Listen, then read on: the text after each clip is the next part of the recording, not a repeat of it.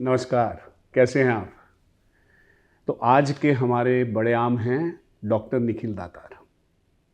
निखिल दातार एक बहुत बड़े गायनेकोलॉजिस्ट हैं। गोरेगांव ईस्ट में उनका एक हॉस्पिटल है। उनकी माँ भी वो एक गायनेकोलॉजिस्ट हैं। लेकिन उनका बड़प्पन ये है कि हमारे इस देश का एबॉर्शन लॉ उनकी वजह से चेंज हुआ। ऑफ कोर्स इसको 15 साल लगे, लेकिन भारत दुनिया में सबसे पहला देश है जिसने इस एबॉर्शन लॉ में बदलाव लाए औरतों के हित में। ये गर्व की बात है। लेकिन ये हुआ डॉक्टर निखिल दातार की वजह से।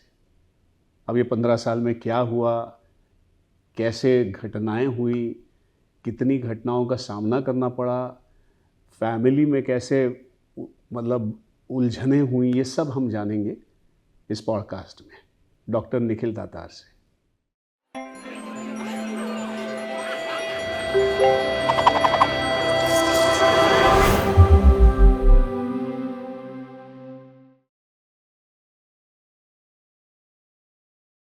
नमस्कार डॉक्टर दातार साहब, हमको बड़ी खुशी है कि आज हमारे साथ आप पॉडकास्ट कर रहे हैं। और पहले तो आपको बधाई हो। Thank you very much. 15 साल का जो आपका संघर्ष रहा है, आप लगे रहें और उसके बाद आपको न्याय मिला है। और न्याय कैसे मिला है ये तो हम बात करेंगे। इसमें जो भी एक आपका संघर्ष रहा है और आपका जो प्रयास रहा है, इसके बारे में तो बोलेंगे ही।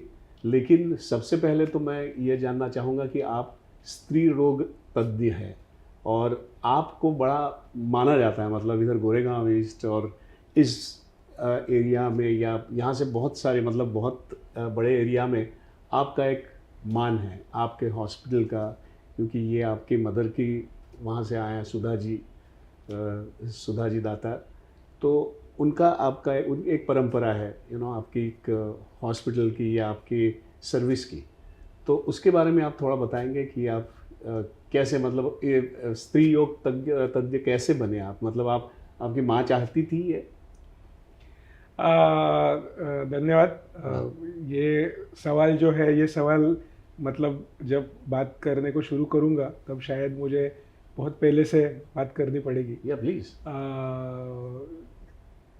उस ज़माने में हम अस्पताल पहले माले पे था और हम दूसरे माले पे रहते थे। हाँ। तो आते जाते अस्पताल से गुजरना, हाँ, ये बचपन से हम लोग करते ही आ रहे थे। तो इसीलिए मैं समझता हूँ कि मेरे जो माताजी है एक बहुत प्रख्यात स्त्री रोग तज्ञ होने की वजह से उनके पास में भी ऐसे ही कॉम्प्लिकेटेड केसेस आते थे। और मुझे हमेशा ऐसा लगता था कि ये जो पूरा विषय है, स्त्री रोग का जो विषय है, ये एक ही ऐसा विषय है मेडिकल साइंस के अंदर कि जहाँ पे लोग अस्पताल में आते हैं और खुशियाँ लेके जाते हैं। बाकी सब जगह के ऊपर लोग अस्पताल में आते हैं और कैंसर की ट्रीटमेंट होती है, हार्ट की ट्रीटमेंट होती है, हड्डी की ट्रीटमेंट होती है, हर्निया की ट्रीटमेंट होती है। लेकिन ये एक ही चीज़ ऐसी है कि जो होने के बाद में लोग दुनिया को कहते हैं, खुशी मनाते हैं, परिवार बढ़ता है। तो स्त्री रोग ये जो पूरा विषय है, प्रसूति और स्त्री रोग, तो ये एक अलग ही किस्म का विषय है मेडिकल शास्त्र के अंदर। ऐसा मैं मानता हूँ। और ऑफ कोर्स यहाँ पे दो जाने हैं, माँ की भी जान है, जो पेट में पला हुआ बच्चा है उसकी भी जान है। तो ये थोड़ा सा कॉम्प्लिकेटेड विषय है, वो हो जाता है इसकी वजह से।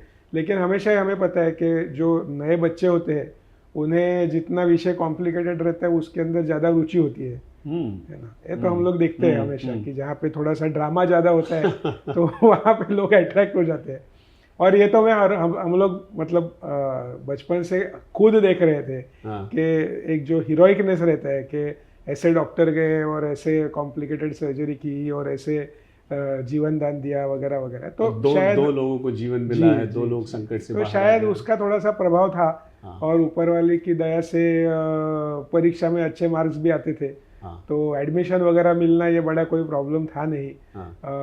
ओपन मेरिट में होने के बावजूद भी एडमिशन मिलना ये बड़ा प्रॉब्लम नहीं था। तो इसके लिए एडमिशन्स वगैरह भी मिल गए और ऐसे करके मैं खुद स्त्री रोग तज्ञ बना। मैंने केईएम हॉस्पिटल से एमडी की शिक्षा प्राप्त की।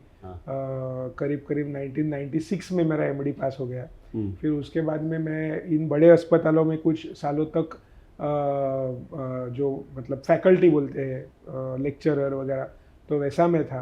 फिर मैंने मेरी खुद की प्रैक्टिस शुरू की। फिर 2005 से लेके 2015 तक हमारे यहाँ पे वेस्टर्न सबर्ब्स बम्बई के जो है वहाँ पे कूपर अस्पताल है, जो एक बहुत ही बड़ा म्यूनिसिपैलिटी का अस्पताल है। तो वहाँ पे मैं मतलब वरिष्ठ स्त्री रोग तज्ञ जिसे बोलते हैं, कि जहाँ पे हमारे ऊपर जो नए सीखने वाले डॉक्टर्स होते हैं उनको सिखाने की भी जवाबदारी रहती है। तो वो भी थोड़ा सा 10 साल का मेरा अनुभव हुआ। और बड़े अस्पतालों के साथ में मैं संलग्न हूँ, आज भी हूँ। नानावटी अस्पताल हो गया, इसके पहले हिंदुजा था फॉर एग्जांपल, तो इनके साथ में भी संलग्न रह चुका हूँ।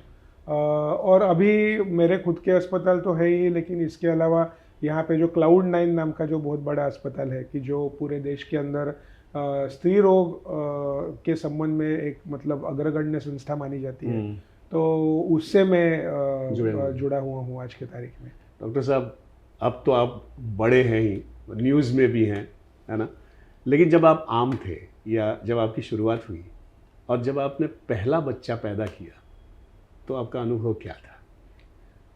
वैसे तो मैं पहले से ही बड़ा हूँ, आपने मेरी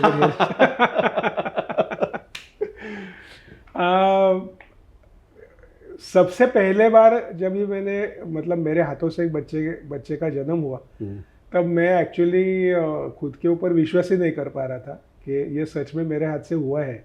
और यहाँ पे माँ सेफ है, यहाँ पे बच्चा सेफ है। और जो माहौल पूरा जो होता है, क्योंकि हमको पता है कि एक प्रसूति जब होती है तब हम उसको बोलते हैं कि it's like a new life.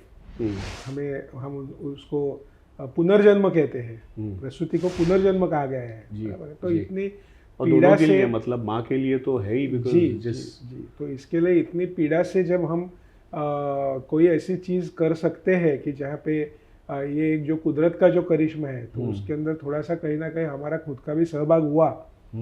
ये जो चीज़ है, ये चीज़ जो है, ये चीज़ ही बाय इटसेल्फ आपको इतना हाई देके जाती है कि फिर उसके पीछे आपकी पूरी रात फायर हो गई, आपको पूरी रात सोने को नहीं मिला, वगैरह वगैरह, ये जो सब चीज़ें जो होती है वो सब मायने नहीं रखती है। लेकिन उससे भी ज़्यादा एक प्रसंग मैं आपको मतलब कहना चाहता हूँ कि हमारे यहाँ पे अस्पताल में, तब तो मैं एक्चुअली MBBS में हुआ नहीं था मेरा, और मैं फाइनल MBBS में था। और हमारे अस्पताल में मेरी माताजी एक ऑपरेशन करके दूसरे हॉस्पिटल में ऑपरेशन करने के लिए गए थे। बहुत पुरानी बात है ये, मतलब उस समय पे इतनी सब सुविधा वगैरह भी थी नहीं। इवन इस पार्ट के अंदर भी मुंबई में होने के बावजूद भी इतनी सुविधा नहीं थी। तो मेरे माताजी एक जगह से दूसरे अस्पताल में ऑपरेशन करने को गए थे, और पहले जो ऑपरेशन की हुई जो औरत जो थी, वो अचानक से सीरियस हो गई। और सीरियस मतलब उनका हार्ट बंद पड़ गया, और एकदम खलबल हो गई, फ़ोन करो इधर करो। और उस ज़माने पे तो मोबाइल वगैरह ये कुछ चीज़ें नहीं थी, मतलब पेजर भी नहीं था उस ज़माने में। तो ये सब चीज़ चल रहा था, और घर हमारा ऊपर, और क्या चल रहा है ऐसे करके मैं नीचे गया तो मुझे बताया कि ये ऐसा हुआ है करके।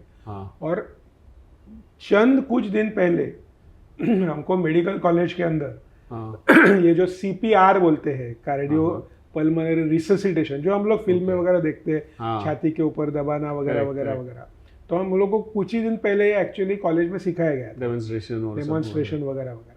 और मेरे सामने ये कंडीशन थी, और तुरंत मुझे ये समझ में आ गया कि इस इंसान को अगर बचाना है तो ये मुझे करना चाहिए करके।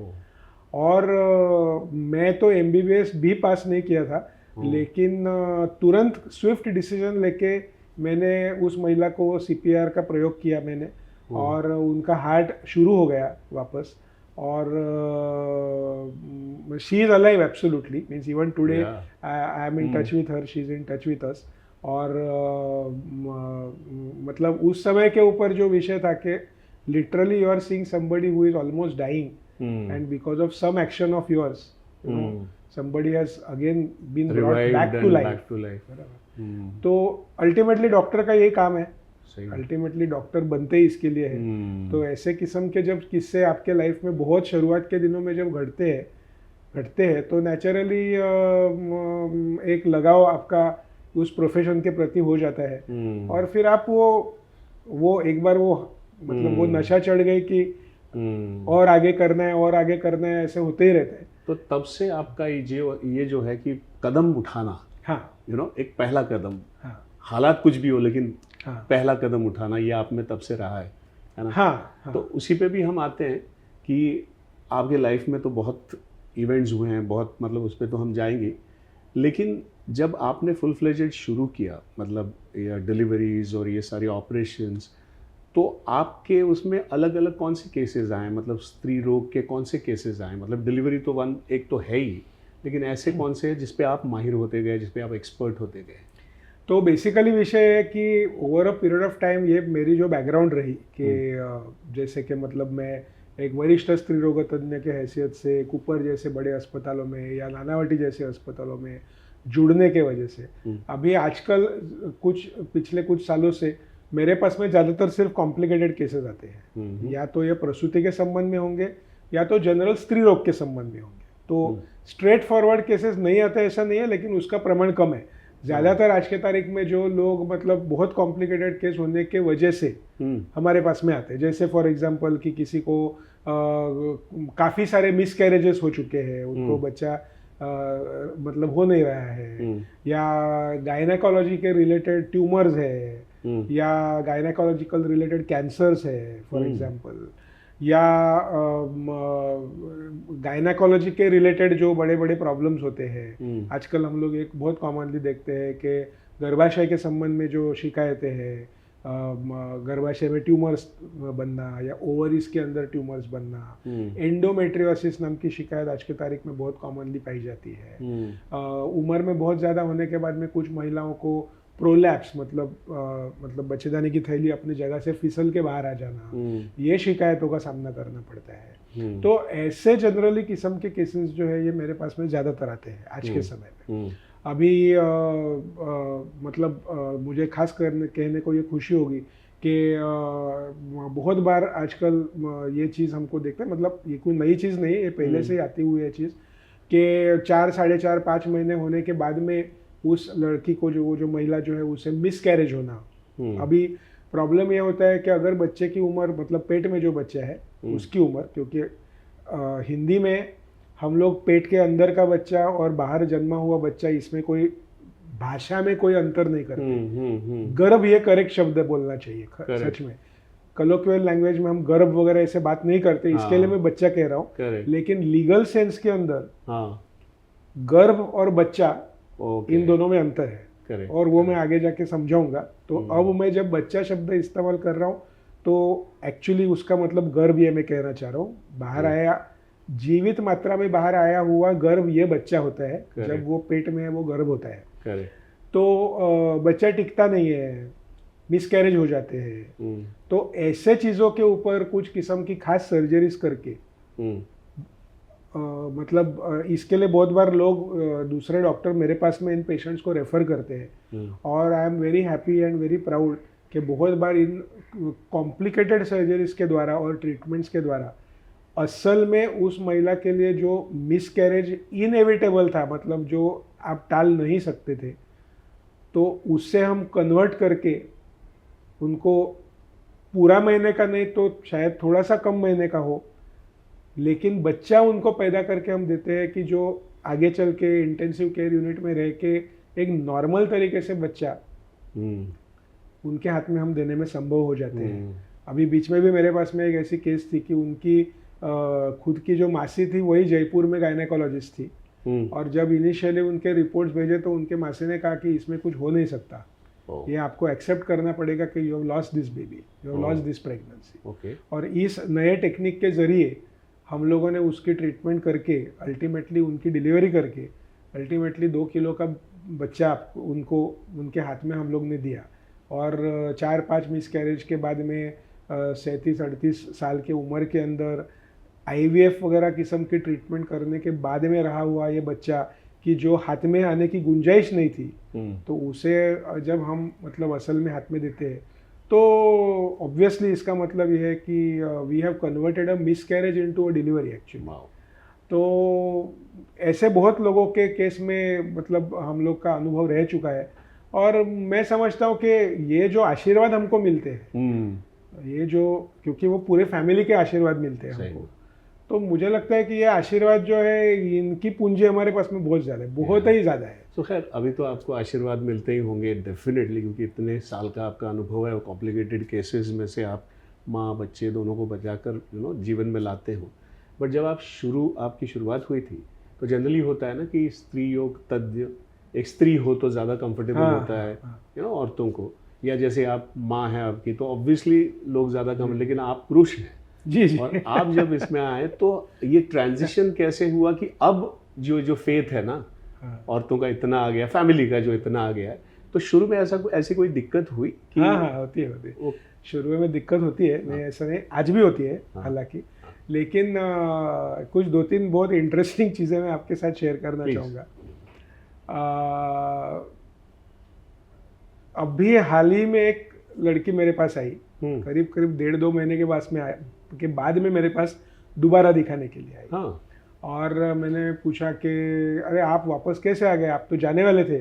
क्योंकि उनकी बात ये चल रही थी कि इनिशियली सब ट्रीटमेंट मेरे पास में होने के पश्चात वो सूरत में उनके माँ के पास में डिलीवरी करने के लिए जाने वाली थी, और ये तय हुआ था पहले से, मुझे भी बताया था कि ऐसा ऐसा हमारा प्लान है। तो मैंने बोला ठीक है, कोई प्रॉब्लम नहीं है। तो वो यहाँ से माँ के घर गई सूरत। अभी असल में तो माँ के घर में बोलेंगे तो she is obviously she has to be very comfortable. Correct. 1.5 महीने के बाद में वापस जब आई मेरे पास में, सामने बैठे, और मैंने बोला अरे आप कैसे आ गए वापस, आप तो वहाँ जाने वाले थे।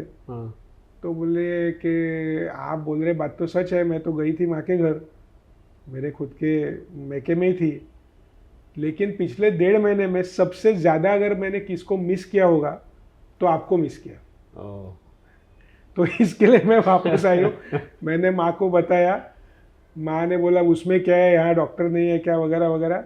लेकिन 1 महीना 1.5 महीने होने के बाद में अल्टीमेटली माँ ने बोला, क्योंकि वो बोली कि मैं 3-4 डॉक्टर्स के पास में वहाँ जाके आई, लेडीज़ डॉक्टर्स वगैरह वगैरह सब, लेकिन समहाउ मुझे वो फील नहीं आया, वो कॉन्फिडेंस नहीं आया, तो इसके लिए अभी आपके पास में वापस आई हूँ, अभी यहाँ ही आपकी ट्रीटमेंट करने। मतलब इन शॉर्ट मुझे कहना ये है कि उसके अंदर मेरा ऐसा कोई खास बड़प्पन नहीं है, लेकिन अल्टीमेटली इंसान को, जब वो इंसान एक डॉक्टर के पास में जाता है तो वो इंसान को एक डॉक्टर के अंदर डॉक्टर चाहिए होता है। वो स्त्री है कि वो पुरुष है, ये सच में बोलेंगे तो बहुत ज़्यादा मायने नहीं रखता।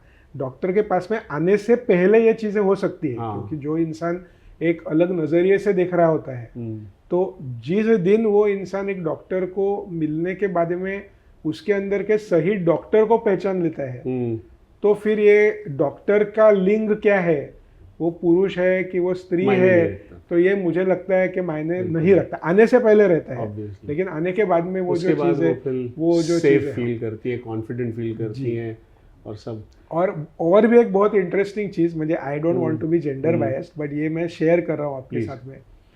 मेरे ही एक कोई पेशेंट ने मेरे साथ में एक कोई ऑनलाइन पोर्टल का एक सर्वे का रिपोर्ट भेजा था। तो उस ऑनलाइन पोर्टल के अंदर उन्होंने महिलाओं को, मतलब सोशल मीडिया के ऊपर ये सवाल पूछा था कि आप पुरुष गायनेकोलॉजिस्ट प्रेफर करती है या लेडी गायनेकोलॉजिस्ट। तो उसके अंदर काफ़ी ज़्यादा लेडीज़ लोगों ने लिखा था कि हम लेडीज़ गायनेकोलॉजिस्ट प्रेफर करते हैं, लेकिन there was a very distinct group of women कि जिन्होंने लिखा था कि हम मेल गायनेकोलॉजिस्ट को ही प्रेफर करते हैं। और जब उन्होंने डिस्कशन उसके अंदर से किया था कि भाई ये क्यों हम करते हैं, तो उनमें से ज़्यादातर लोगों ने ऐसा लिखा था कि हम जब फीमेल गायनेकोलॉजिस्ट के पास जाते हैं तो हमको ये डॉक्टर है कि मदर इन लॉ है, ये हमको समझ में नहीं आता। लेकिन हम जब पुरुष गायनेकोलॉजिस्ट के पास में जाते हैं तो we meet a perfect professional doctor. Okay, बराबर है। तो इसके लिए जो मेल गायनेकोलॉजिस्ट को प्रेफर करते, मतलब एक बार वो जो, मतलब जो ओरिजिनल जो झिझक का जो विषय है वो एक बार पार करने के बाद, एक बार पार हो गया कि उसके बाद में वो विषय आगे आता नहीं है। more of a fatherly and brotherly feeling and that safety, that exactly. So it is basically all about your professionalism. It is all about your care. It is all about your concern, your confidence.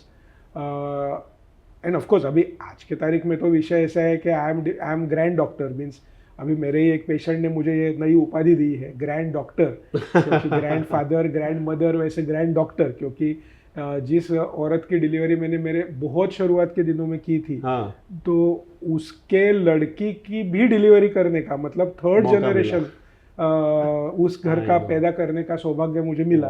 तो इसके लिए मुझे उन्होंने कहा कि अभी आप तो जैसे ये ग्रैंड मदर हो गए, तो वैसे अभी आप ग्रैंड डॉक्टर हो गए।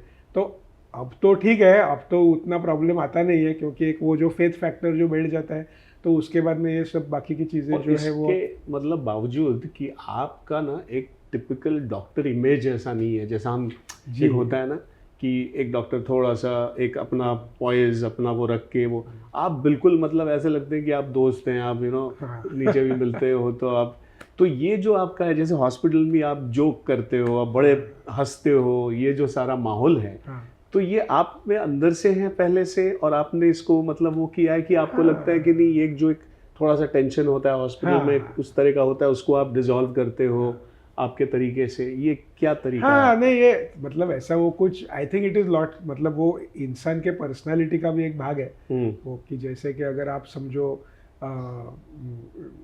मतलब मैं ये समझता हूँ ना कि कैप्टन ऑफ द शिप जो होता है ना, तो कैप्टन ऑफ द शिप को कैप्टन के तरीके से ही काम करना पड़ता है। जो कुछ भी अंदर की खामियां है, टेंशन्स है, ये आपको अंदर के अंदर डाइजेस्ट करके अल्टीमेटली आपको आपके टीम को लीड करना पड़ता है। और आपके टीम के अंदर आपकी पेशेंट ये भी आपकी टीम के एक मेंबर है। मैं खुद ये समझता हूँ कि डॉक्टर और पेशेंट की जो रिलेशनशिप जो है, इसके अंदर हम सब एक टीम का भाग है, और हमारे ऑपोजिट में जो है वो आप उसको लक बोलिए, नेचर बोलिए, कुदरत बोलिए, फिदरत बोलिए, आपको जो कहना है वो बोलिए, डिसीज बोलिए, तो ये हमारी ऑपोजिट पार्टी है और डॉक्टर और पेशेंट एक पार्टी है। बराबर है, ये एक जो साथ में है। हाँ, तो we are partners actually, doctor and patient has to be partners, we are not on opposite side, we are partners. तो अगर हम पार्टनर्स है और अगर इस पूरे विषय के अंदर का अगर मैं कैप्टन हूँ, तो एक कैप्टन होने के नाते मुझे सब टीम मेंबर्स को उनका मनोबल अच्छा रखने के लिए जो जो चीज़ें करनी पड़ेगी, तो वो चीज़ें मुझे करनी चाहिए। और मैं ये मानता हूँ कि इस सब चीज़ों का बहुत फ़र्क भी पड़ता है, असल में आपके काम के अंदर भी बहुत फ़र्क है, क्योंकि फालतू में टेंशन लेके बैठने से ना किसी का काम अच्छे से होता भी नहीं ऐसे भी। और हमारे इसके अंदर टेंशन तो होता ही है, मतलब माँ बच्चा, ये पूरा हाई टेंशन एटमॉस्फेयर वाला ही पूरा विषय होता है। और मुझे फालतू जोक्स करने की अच्छी आदत है तो मैं काफ़ी पीजीएस क्रैक करते रहता हूँ ऑल द टाइम। सर्जरी शुरू होगी तो भी क्रैक करता हूँ, सर्जरी के पहले भी करता हूँ, ड्यूरिंग कंसल्टेशंस भी करता हूँ। तो मैं समझता हूँ कि लोगों को लाइट माहौल पसंद हो जाता है उसकी वजह से, और मैं भी थोड़ा उसकी वजह से रिलैक्स फील करता हूँ। ये सब बट ये सब करने के बावजूद आपके सिस्टम्स बहुत अच्छे हैं, ऐसा मैंने सुना है। हाँ, वो क्या है आप अगर बताएंगे तो? जैसे चेकलिस्ट है, जो भी है, कि आपने इतना सिस्टम अच्छा रखा है कि वहाँ कहीं गलती नहीं होती है। जी, फिर आप, है ना? एक्चुअली विषय ऐसा है कि थोड़ा सा मैं इसकी बैकग्राउंड में जाना चाहूँगा एक्चुअली, कि मैंने तो डॉक्टरी की पढ़ाई वगैरह की, काम करना शुरू किया वगैरह सब शुरू किया, और उसके बाद में मैंने लॉ की भी पढ़ाई की, मैंने LLB की शिक्षा भी प्राप्त की है। और जब मैं ये दोनों तरीकों से हेल्थ केयर को जब देखता था, तो एक डॉक्टर के तरीके से जब मैं देखता था, तो मुझे ऐसा लगता था कि बहुत बार एक डॉक्टर अपना काम ठीक करता है असल में, लेकिन it is not perceived that doctor has done the things rightly. तो लोगों के दृष्टि से उस डॉक्टर ने किया हुआ काम ठीक नहीं होता, हालांकि मेडिकल दृष्टि से उस डॉक्टर ने किया हुआ काम ठीक होता है। और लोगों के दृष्टि से देखने का तरीका जो है वो वकीलों के दृष्टि से देखने का तरीका है। तो डॉक्टर और वकीलों के जो तरीके हैं सोच विचार के, ये दोनों जो है एक दूसरे को अपोजिट किस्म के तरीके हैं। और इसके बीच में कहीं तो भी सच है, और वो सच क्या है इसकी खोज मुझे थी। और मेरा नसीब अच्छा था कि मुझे 2009 में WHO में जाने का सौभाग्य प्राप्त हुआ, 6 महीना काम करने का सौभाग्य प्राप्त हुआ। और कॉमनवेल्थ फेलोशिप करके एक बहुत ही गणमान्य ऐसे किस्म की एक फेलोशिप होती है कि बहुत कम लोगों को वो अवार्ड की जाती है। कहाँ, किस देश में? यूके, यूरोप और WHO बेसिकली। तो मैंने यूके में इसके संबंध में काफ़ी सारा काम किया, और तब मुझे ऐसे ध्यान में आया कि जैसे हम देखते हैं कि जैसे आज हम एरोप्लेन में बैठते हैं, विमान में बैठते हैं, तो उनको वो मैंडेटरी चेकलिस्ट वगैरह करनी पड़ती है, उसके सिवाय उनकी गाड़ी आगे चलती नहीं है। तो वो एयर हॉस्टेस आके वो जो हम सुनते हैं कि सेफ्टी मेजर्स ये वो दिखाना करना, लोग देख रहे हैं कि नहीं देख रहे, दैट इज नॉट इम्पोर्टेंट, वो अपना काम करते ही करते, उनको करना ही पड़ता है। तो ये किस्म के सेफ्टी के पैरामीटर्स जो है ये हेल्थ केयर के अंदर आने बहुत ज़रूरी है, और वो हेल्थ केयर के अंदर न आने के वजह से एक सिस्टम के अंदर के कुछ लोग बहुत अच्छा काम कर रहे हैं, लेकिन पूरी सिस्टम एक साथ काम न करने के वजह से we are not able to give the results. और इसके ऊपर पूरे दुनिया के अंदर काफ़ी मतलब संशोधन हो चुका है। अतुल गवांडे जी का चेकलिस्ट द मैनिफेस्टो करके बहुत बड़ा मतलब बहुत अच्छा बुक है उसके ऊपर, और बहुत इसके ऊपर काम हो चुका है। तो कुछ कुछ चीज़ें वहाँ से उठा के मैंने मेरे प्रैक्टिस में लाई, और इसके संबंध में मैंने जन जागृति करने का भी काफ़ी प्रयास किया। पेशेंट सेफ्टी अलायंस ये नाम की एक छोटी सी संस्था शुरू की है, और जिसके चलते हम इसके बारे में उद्बोधन लोगों को करते हैं, डॉक्टरों को भी करते हैं, हॉस्पिटल्स को भी करते हैं, लोगों को भी करते हैं कि एक इंसान जो है ह्यूमन बीइंग, तो ह्यूमन बीइंग के हाथ से मिस्टेक होगी, लेकिन उस मिस्टेक का दूसरे किसी के ऊपर दुष्परिणाम न हो, इसके लिए अपने आजू बाजू में कौन से किस्म के कवच कुंडल होने चाहिए कि जिसके वजह से बचे रहे आप, और हम खुद को ही बचाए और लोगों को भी बचाए। तो ये जो पूरा सिस्टम जी, अभी जैसे कि फॉर एग्जांपल मैं आपको कहना चाहता हूँ कि ये एक सादी सिंपल सी बात है। अभी कितने लोग हमारे पास में आते हैं, और वो आने के बाद में उनके पुराने जो मतलब पूर्व इतिहास है कि डायबिटीज है, ब्लड प्रेशर है, बचपन में कोई ऑपरेशन हो गया है, बचपन में टीबी की बीमारी, या तो छुपा के रखते हैं या तो भूल जाते हैं बोलने के लिए। अब इन छोटी छोटी चीज़ों का ट्रीटमेंट के ऊपर बहुत बड़ा असर पड़ सकता है। कोई दवा की एलर्जी है, बोलते ही नहीं, भूल जाते हैं, वो कभी 15 साल पहले हुआ था, अब याद में नहीं है, पता नहीं है, तब के पेपर्स नहीं है। मेडिसिन क्लैश भी होते हैं, कई मेडिसिन के बारे में क्लैश हो जाता है। मेडिसिन, हमने एक सर्वे किया भारत देश के अंदर कि लोग अपनी दवाएं कहाँ रखते हैं, जो आपके पास में टैबलेट्स। अभी आज के केस में मतलब घर में तो कई सारे लोग रहते हैं जिनकी कुछ ना कुछ दवा चालू रहते हैं, डायबिटीज होगा, ब्लड प्रेशर होगा, थायराइड होगा, वगैरह वगैरह। तो हमने पाया हमारे यहाँ पे भारत देश के अंदर कि करीब करीब 80 से ज़्यादा % लोग अपनी दवाएं जो है वो किचन में रखते हैं। ठीक है, अब देखिए, अगर आज आप कोई भी दवा का जो पर्चा होता है, मतलब जो स्ट्रिप होता है, वो आप खोल के उसके पीछे पढ़िए, उसमें लिखा रहेगा सेव और keep at cool and dry place. Bharat देश कि जहाँ पे ज़्यादातर ह्यूमिडिटी और टेम्परेचर ज़्यादा है, उसके अंदर किचन ये तो डेफिनेटली आपके पूरे घर के अंदर का कूल और ड्राई प्लेस नहीं है, लेकिन समहाउ 82 से ज़्यादा % लोग दवाएं किचन में रखते हैं। तो इतनी सिंपल चीज़, इसके वजह से भी कोई किस्म का इफेक्ट या इम्पैक्ट ये पड़ सकता है। तो इतनी छोटी छोटी चीज़ों के बारे में अगर समाज का प्रबोधन किया जाए तो कई सारी चीज़ें जो है इसके ऊपर हम उत्तर पा सकते हैं। Look alike sound alike drugs एक दूसरा बहुत बड़ा मामला है। मतलब अलग अलग कंपनीज अपने ब्रांड नेम्स करते हैं, और वो 2 ब्रांड नेम्स सेम दिखने के वजह से डॉक्टर या पेशेंट कंफ्यूज हो सकता है, दोनों के अंदर कंफ्यूजन हो सकता है। अभी देखिए, एड्रीनलिन नाम का एक इंजेक्शन है और एट्रोपिन नाम का एक इंजेक्शन है, दोनों दवा लाइफ सेविंग है, दोनों दवा के इफेक्ट एक से ऑपोजिट है। बिल्कुल। अब कैम्ब्रिज के अंदर इसके ऊपर एक बहुत इंटरेस्टिंग रिसर्च हुआ। उन्होंने ये कहा कि इंसान का जो ब्रेन है, बराबर है, वो स्पेलिंग नहीं पढ़ता, वो पूरे शब्द को कैप्चर करके पढ़ता है। करेक्ट। और उन्होंने ये रिसर्च किया कि अगर समझो आपने कोई एक वर्ड का फर्स्ट और लास्ट लेटर अगर सेम है तो पढ़ने में, because of the fact that you are human being and you have a human brain, very high likely that you will make a mistake. Okay. और बहुत इंटरेस्टिंग उन्होंने प्रयोग किया। उन्होंने क्या किया, एक बड़ा सा पैराग्राफ लिखा उसके अंदर का हर एक जो शब्द था उसका फर्स्ट और लास्ट सेंटेंस, लास्ट अक्षर सेम रखा, बीच में के गड़बड़ गड़बड़ सब।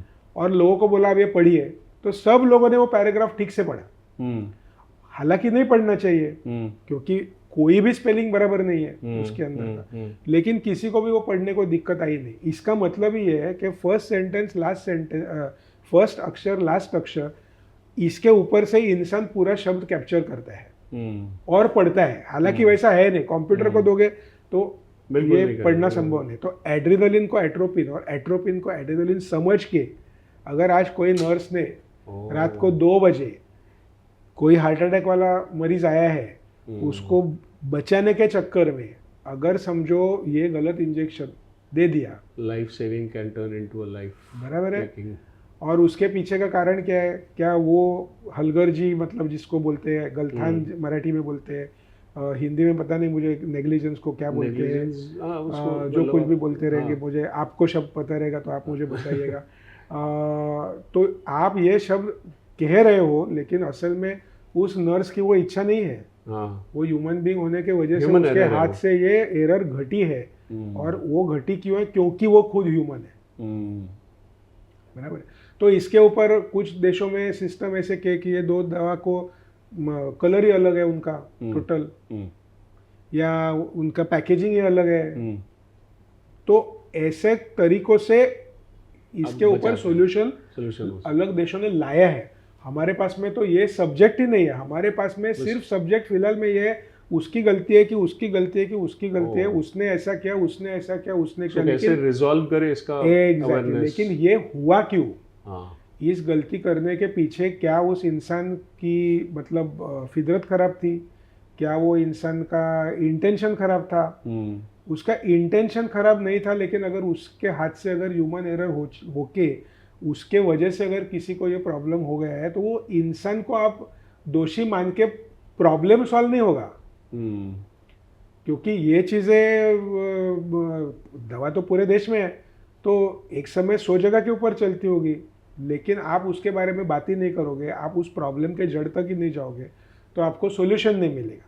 तो ये थोड़ा सा आपके प्रश्न का मैंने बहुत ही, ये हो सकता है कि ह्यूमन एरर्स को आप नजर मतलब उसको रखते हुए आप उसमें बदलाव ला सकते। तो जैसे ये चेकलिस्ट है फॉर एग्जांपल, जिसका आपने जिक्र किया, तो ये चेकलिस्ट का मतलब वही है कि भाई ये इम्पोर्टेंट चीज़ें जो है, ये जब तक है नहीं, इसकी हर समय कंफर्मेशन नहीं होती, तब तक यहाँ से आगे की स्टेप या सर्जरी या कार्रवाई शुरू ही नहीं होगी। तो आज अगर मैं भी भूल जाता हूँ, या दूसरा भी कोई भूल जाता है, या तीसरा भूल जाता है, तो सर्जरी के पहले या इम्पोर्टेंट स्टेप्स के ऊपर एक इंसान खड़ा रहेगा, वो कहेगा ये हो गया है, ये हो गया, ये चेक हो गया, ये हो गया, ये हो गया, ये हो गया, ये हो गया, हाँ अभी शुरू बाद।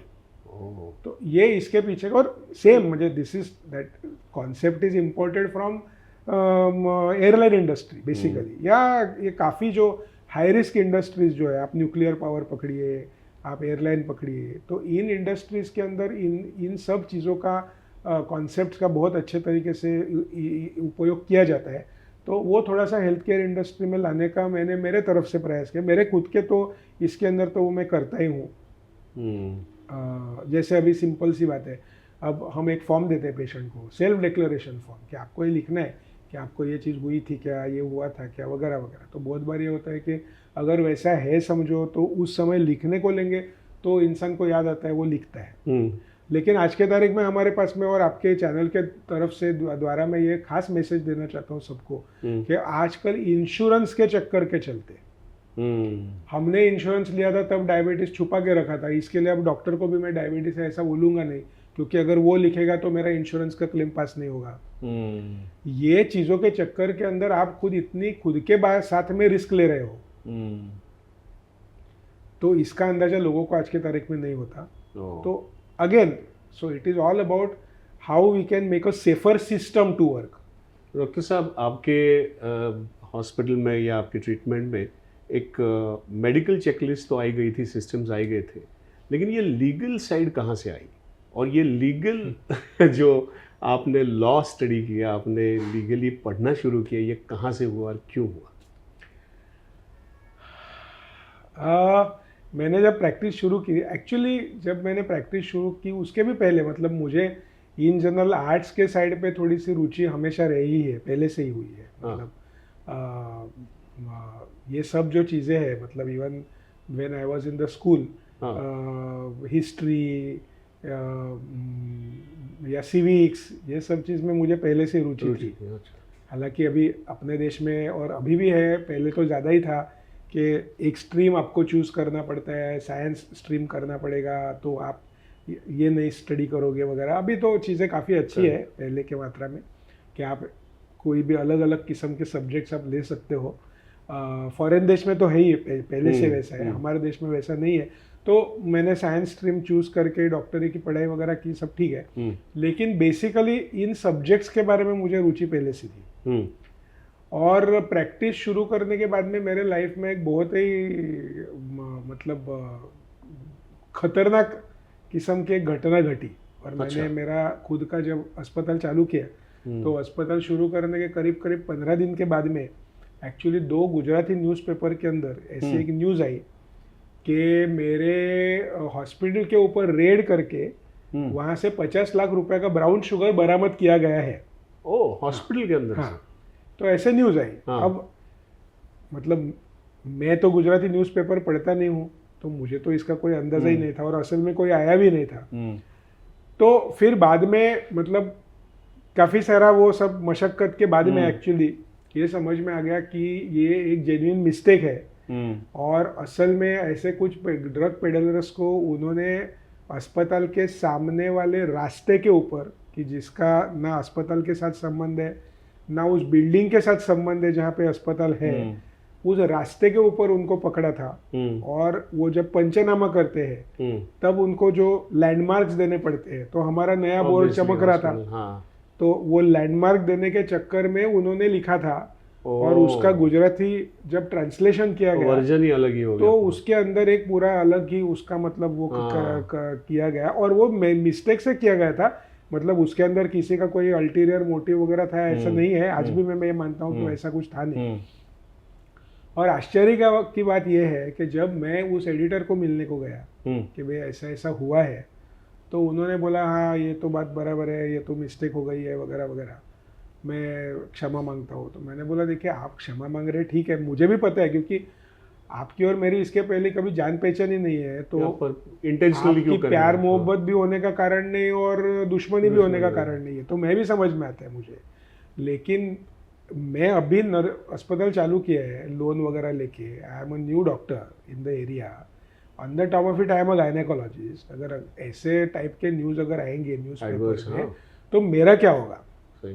तो मैं आपको एपोलॉजी वगैरह कहने को नहीं बोल रहा हूँ, मैं आपको सिर्फ क्लैरिफाई करने को बोल रहा हूँ कि आप ये लिखें कि भाई ये विषय था, इसके वजह से ऐसा, इनका इसके साथ में कोई लेना देना नहीं है, या हमारी मिस्टेक है जो भी है उनकी, वो भी मत लिखिए। बट ये आप सिर्फ इतना बोले कि भाई इनका कोई संबंध नहीं, आपको जो लिखना है लिखिए, मुझे उसमें से वो कर दीजिए, मेरा उतना ही कहना है और कुछ नहीं। तो हाँ ना करके एक समय आया तो उन्होंने मुझे बोला देखिए हम तो कुछ हमारी गलती है वगैरह लिखेंगे नहीं, बराबर है, क्योंकि our reputation is at stake. मैंने बोला आपका रेपुटेशन है तो हमारे जैसों का क्या है? वो आप कोर्ट में जाओ, ओके, आप डिफेमेटरी सूट फाइल करो, आप कोर्ट में लड़ो, अच्छा 15-20 साल लगेंगे। हमारे तो लोग जाते रहते हैं हर रोज कोर्ट में, आप सोचो आपको जाना है कोर्ट में 15-20 साल के लिए। ये उल्टी मतलब धमकी। उस समय मुझे ध्यान में आ गया कि कायदा ये जो विषय है, ये विषय के बारे में अपने को कोई मालूमात नहीं है, कॉमन इंसान को नहीं रहती है, लेकिन कॉमन इंसान को भी कायदा समझ में आना चाहिए। और मुझे ऐसा लगा कि मुझे तो वो आना ही चाहिए। ओके।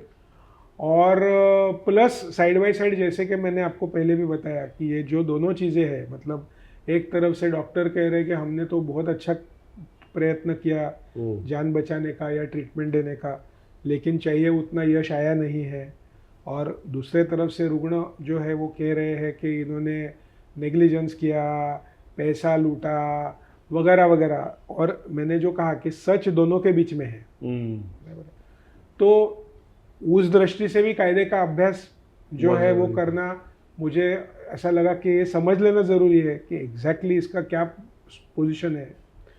तो ऐसे करके मैंने सोचा कि मैं क्यों ना मैं ही लॉ का अभ्यास करूँ। तो इसके लिए मैंने एलएलबी को एडमिशन लिया और पढ़ना शुरू किया। मुझे अच्छा लगा तो पढ़ते ही गया और काफ़ी सीरियसली पढ़ा, काफ़ी सीरियसली पढ़ाई की लॉ की। और मैंने कहा वैसे कि जब आप कोई चीज़ करना शुरू करते हो, लोग आपको अप्रिशिएट करना शुरू करते हैं, तो आपका भी हौसला थोड़ा सा बढ़ जाता है कि अरे मैं कर रहा हूँ, पीपल आर अप्रिशिएटिंग, मतलब मुझे और ज़ोरदार से करना चाहिए। तो ऐसे कुछ बहुत फनी प्रसंग उसके वजह से, अभी जैसे कि मैं जब आया 3rd LLB में, तब एक सब्जेक्ट नया इंट्रोड्यूस हुआ बम्बई यूनिवर्सिटी में, हेल्थ लॉ ऐसे नाम का। और लॉ एंड मेडिसिन, ऐसा something related to health law basically. Subject नया, ऑप्शनल सब्जेक्ट, कुछ 50-60 लोगों ने यूनिवर्सिटी में वो ऑप्शनल सब्जेक्ट लिया, लेकिन उसके ऊपर पढ़ाई करने के लिए कोई ढंग का बुक उस समय के ऊपर मौजूद उपलब्ध नहीं था। तो फिर एक डीन साहब थे, तो उन्होंने कहा कि भाई हम कुछ बनाएंगे, क्योंकि बच्चे पढ़ेंगे क्या परीक्षा देने के लिए। तो हुआ ऐसे कि उसके अंदर के कुछ 2 विषय ऐसे थे, एक था सेक्सुअल असॉल्ट्स एंड लॉ। तो कोई इंसान उसके ऊपर लिखने को तैयार नहीं था। मतलब जो प्रोफेसर्स थे, जो नॉर्मली ये सब लिखते हैं चैप्टर्स वगैरह बुक्स के अंदर, तो वो बोले भाई ये तो बहुत प्रैक्टिकल विषय है, we may not be the right people to do the justice. मैं था 3rd LLB का विद्यार्थी। फिर उनको किसी ने बताया कि ऐसे एक डॉक्टर है, कोइंसिडेंटली वो गायनेकोलॉजिस्ट भी है और वो LLB की पढ़ाई भी कर रहे हैं, तो आप उनको ही पूछिए वो लिखते हैं क्या कर। तो ऐसा फनी विषय हो गया कि मैंने ही चैप्टर लिखा और उसी परीक्षा में पेपर भी मैंने दिया। तो बेसिकली ये है कि इन जनरल अगर कोई आपको अप्रिशिएट करता है तो you feel like continuing to do. तो ऐसे करके मेरे LLB की पढ़ाई हो गई। और लेकिन एक चीज़ है कि जो ये पूरा हमारा जो हेल्थ लॉ का जो विषय है, हेल्थ विषय कायदे का जो विषय है, और जिसके अंदर ये जो मैंने काम किया, मतलब जो बड़े बड़े इंटरवेंशंस किए जिसके वजह से इन चीज़ों के संबंध में देश का कायदा बदल गया, तो उस चीज़ों को करते समय मैंने जो मेरी लॉ की शिक्षा और पढ़ाई जो की थी, उसका मुझे बहुत ही ज़्यादा फ़ायदा हुआ। क्योंकि नहीं तो ये जो कायदों के अंदर की जो न्यूएंसेस जो रहते हैं, तो ये नहीं तो एक डॉक्टर होने के नाते समझ में कभी भी नहीं आते थे। तो वो समझ में आने के लिए मुझे उसका बहुत फ़ायदा हुआ। Oh nice. और किस मामले में आपको इसका फ़ायदा हुआ, मतलब अगर समझा कर अगर बताएं तो कौन से सिचुएशंस में? जी। तो बेसिकली मतलब मेडिकल प्रोफेशनल के हैसियत से पेशेंट्स की ट्रीटमेंट करना, रुग्ण सेवा करना, ट्रीटमेंट देना, ये तो मेरा पेशा है, मतलब वो तो काम मैं करता हूँ। लेकिन हेल्थ लॉ और हेल्थ राइट्स, इसके बारे में मुझे रुचि है और वो मेरा सोशल वर्क का सब्जेक्ट है। तो सब मिला के मैं कहूँगा कि 3 बड़े या 4 बड़े इंटरवेंशंस जो मैंने किए कि जिनका काफ़ी दूरगामी किस्म का परिणाम हुआ है। उसमें से सबसे बड़ा, मतलब जो आप जिसका जिक्र आपने शुरुआत में किया, गर्भपात का कायदा, जो गर्भपात का कायदा अपने देश के अंदर महिलाओं का जो मतलब उनको एबॉर्शन या गर्भपात करने के संबंध में जो कायदा है कि जो 1971 से है, और उस कायदे में बदलाव लाने का जो काम है, तो ये एक सबसे बड़ा मेरे हाथ से हुआ काम है कि जिसके वजह से बहुत बड़ा परिणाम अपने पूरे देश के ऊपर और महिलाओं के तरफ से जो है उसका बेनिफिट, फ़ायदा उनको हुआ। दूसरा विषय जो है, और आप लोगों ने शायद मेरा सत्यमेव जयते में उसके संबंध में इंटरव्यू भी देखा रहेगा, सत्यमेव जयते मतलब जो आमिर खान जी का जो शो था, कि जहाँ पे मैं जब कुपर अस्पताल में था तब हमारे पास में जो महिलाओं को लेके आते थे, जो रेप सर्वाइवर्स होते थे, बलात्कार पीड़ित महिला जी होती थी, तो उनके साथ में जो व्यवहार अस्पताल के तरफ से या पुलिस के तरफ से जो होता है, उसमें बदलाव लाने का काम जो है वो मैंने किया। और उसका काफ़ी दूरगामी किस्म का परिणाम हो गया, क्योंकि ये जो प्रोजेक्ट हमने किया ये तीनों अस्पतालों के अंदर जो है, कि जो तब सब बम्बई म्यूनसिपल कॉरपोरेशन के अस्पताल थे, तो उसके वजह से I was put on the national think tank by the government of India. और फिर जो कुछ ये मतलब इसमें से जो कुछ भी अच्छे लर्निंग्स थे, तो उन लर्निंग्स के वजह से पूरे देश के अंदर का इसके संबंध में का जो प्रोटोकॉल जो है, तो ये प्रोटोकॉल में बदलाव आने में मेरी ये इस काम की सहायता हुई। तो कहीं ना कहीं ये जो मैंने प्रोजेक्ट किया तो उसका वहाँ पे फ़ायदा हो गया। और बेसिकली इसके अंदर विषय है कि, और ये सबको ही पता है, हम लोग और आप लोग तो मीडिया से जुड़े हो, तो हिंदी वगैरह मतलब पिक्चरों में तो ये दिखाया जाता है कि जिसके ऊपर ऐसा दुर्व्यवहार हुआ रहता है तो उसको कोर्ट में घसीटा जाता है, या उनके साथ में मुझे she has to relive that bad incidents once again in her life, ऐसे किस्म का तो दिखाया ही जाता है और कॉमनली वैसा होता है वगैरह वगैरह। तो असल में ये पूरे सिस्टम के अंदर कहाँ पे प्रॉब्लम्स है, इनको ढूंढ के हमने उसके ऊपर सॉल्यूशन लाया। फॉर एग्जांपल, मैं कुपर अस्पताल में था और एक दिन मेरे पास में वहाँ पे अस्पताल में एक 25 साल की लड़की, ऐसे ही मतलब बलात्कार पीड़ित लड़की लेके आई थी, उनको लेके आया गया था पुलिस के द्वारा, केस हुई थी, उनकी केस वगैरह हुई थी। हमने उनका एग्जामिनेशन वगैरह सब जो सिस्टमेटिकली एविडेंस कलेक्शन वगैरह किया, और फॉर्चुनेटली उनको मतलब जो थी खरोचे वगैरह थी, ऐसा एकदम मतलब अस्पताल में एडमिट करने लायक जैसे कोई उनकी कंडीशन थी नहीं। तो मैंने कहा कि अभी इनको आप घर भेज दीजिए क्योंकि एविडेंस कलेक्शन का काम हो चुका है। और मेरा कहने का मतलब ये था कि घर में अगर लड़की रहती है, माता पिता के साथ में रहती है, तो in fact she will feel more secure and safe. अच्छा, ये पूरे विषय ये पूरे विषय में ऐसा भी नहीं था कि भाई घर वाला ही कोई इंसान उसके अंदर इन्वॉल्व है वगैरह, ऐसा भी कोई विषय नहीं था। तो मैंने बोला आप उनको घर भेज दीजिए। तो हमारे मेट्रन मैडम का फ़ोन आया कि नहीं आप उसको घर में नहीं भेज सकते। तो क्यों नहीं भेज सकते, रखने की कोई ज़रूरत ही नहीं है। नहीं, वो रेप सर्वाइवर है तो आपको इनको यहाँ ही रखना पड़ेगा। मैंने क्यों रखना पड़ेगा, तो बोले वो क्यों वगैरह हमको पता नहीं, लेकिन आप तो नए हो, हम तो अभी रिटायरमेंट को आ गए, पिछले 25 साल हम ऐसा ही कर रहे हैं, तो आपको भी करना पड़ेगा। बोले करना क्यों है, क्योंकि आपका म्यूनसिपैलिटी का वार्ड है, 40 महिलाओं के बीच में आप इस महिला को रखने वाले हैं, इसका मतलब उन 40 महिलाओं को आप इन शॉर्ट ये बताने वाले हो कि इसके साथ में ये हुआ है, बराबर है। और प्लस म्यूनसिपैलिटी का अस्पताल है, माता पिता रिश्तेदार साथ में नहीं रहेंगे। अच्छा, आपके पास में उनको रखने के लिए कोई अलग रूम है वगैरह, ऐसी आपके पास में सुविधा नहीं है, तो आपको रखना क्यों है हमको मत पूछो, लेकिन ये सिस्टम है, आपको ये करना पड़ेगा। बस ये करते आए, यही करते आए, हमको यही सिखाया गया, आपको भी ऐसा ही करना पड़ेगा। क्योंकि आज तो इन्होंने देखा है, टीम वालों ने, कल उससे वरिष्ठ लोग आएंगे, आप भी आएंगे कल, तब आपको इनको देखना पड़ेगा, आपके ऊपर वाले जो है उनको भी आपको देखना पड़ेगा। ये सब जो है वो कायदे के संबंध में वाला विषय है, यहाँ पे कोई भी चूक नहीं रहनी चाहिए। तो इसके लिए आपको ये सब कुछ पेपर वर्क पूरा कंप्लीट होने के बाद में 2 दिन के बाद में उसको घर पे भेजेंगे, उसके पहले आपको घर पे नहीं भेजना है, बराबर। फिर दूसरे दिन तीसरे दिन मेडिकल लीगल केस हो गई, पुलिस की इन्वॉल्वमेंट हो गई, मेरे से वरिष्ठ, मेरे से वरिष्ठ, फिर उसके वरिष्ठ, फिर हेड ऑफ द डिपार्टमेंट। अरे भाई कितने बार वही चीज कर दोहराओगे आप, अभी कितने बार नया वही चीज, क्या करोगे, क्या मतलब करने के पीछे कारण क्या है? सिर्फ प्रोटोकॉल फॉलो कर, सिर्फ आप प्रोटोकॉल फॉलो कर। तो फिर प्रोटोकॉल ही अच्छा क्यों नहीं बनाते हो कि पहले दिन को चैप्टर खत्म हो जाए उसी समय। अब देखिए, उस दिन रात को या कोई भी इमरजेंसी के अंदर इन अस्पतालों में जब कोई ऐसी व्यक्ति को लेके आते हैं, तब वहाँ पे जो काम करने वाले जो डॉक्टर रहते हैं कि जिनके ऊपर एज इट इज़ बाकी सब कामों का प्रेशर है। मैं हमारे अस्पताल की स्टोरी आपको बताता हूँ। हमारे कुपर अस्पताल में आपको रात 2 बजे आप जाओगे तो आपको हार्ट के ऑपरेशन की भी पूरी तैयारी मिलेगी, लेकिन नेल कटर नहीं मिलेगा। अब ये विषय में नेल कटर बहुत मायने रखता है, क्योंकि आपको नेल क्लिपिंग लेने हैं, उसके अंदर एविडेंस मिल सकता है। लेकिन अस्पताल में नेल कटर रखेगा कौन रात को 2 बजे, और क्यों रखेगा? तो इसका मतलब ये एविडेंस कलेक्ट नहीं होगा, इसका मतलब वो महिला को न्याय नहीं मिलेगा। तो फिर हम लोग ने एक छोटा सा किट तैयार किया कि जिसके अंदर ये सब चीज़ें, प्रोटोकॉल वगैरह वगैरह। दिमाग लड़ाने की ज़रूरत नहीं, आप सब्जेक्ट के हिसाब से, उस प्रोटोकॉल के हिसाब से आप सवाल पूछते जाइए। प्रोटोकॉल को भी कार्बन डाल के ट्रिप्लिकेट में रखा, एक जाएगा पुलिस को, एक जाएगा फोरेंसिक को, एक जाएगा इसको, एक जाएगा उसको।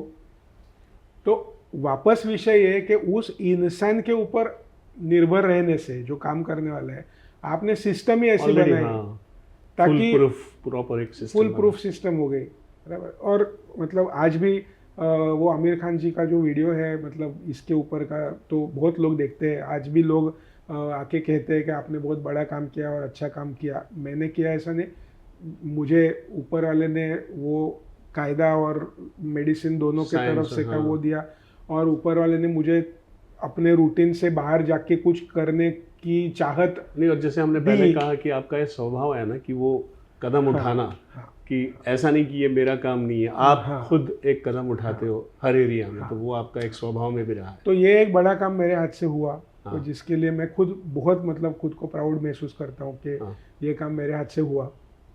वैसा ही दूसरा विषय जो है, जो गर्भपात का कायदा, अपने देश में 1971 में गर्भपात का कायदा एक्सेप्ट हो गया। अपने देश में वैसे देखने को जाएंगे तो गर्भपात करना, एबॉर्शन करना, ये एक्चुअली जुर्म माना गया है आज भी।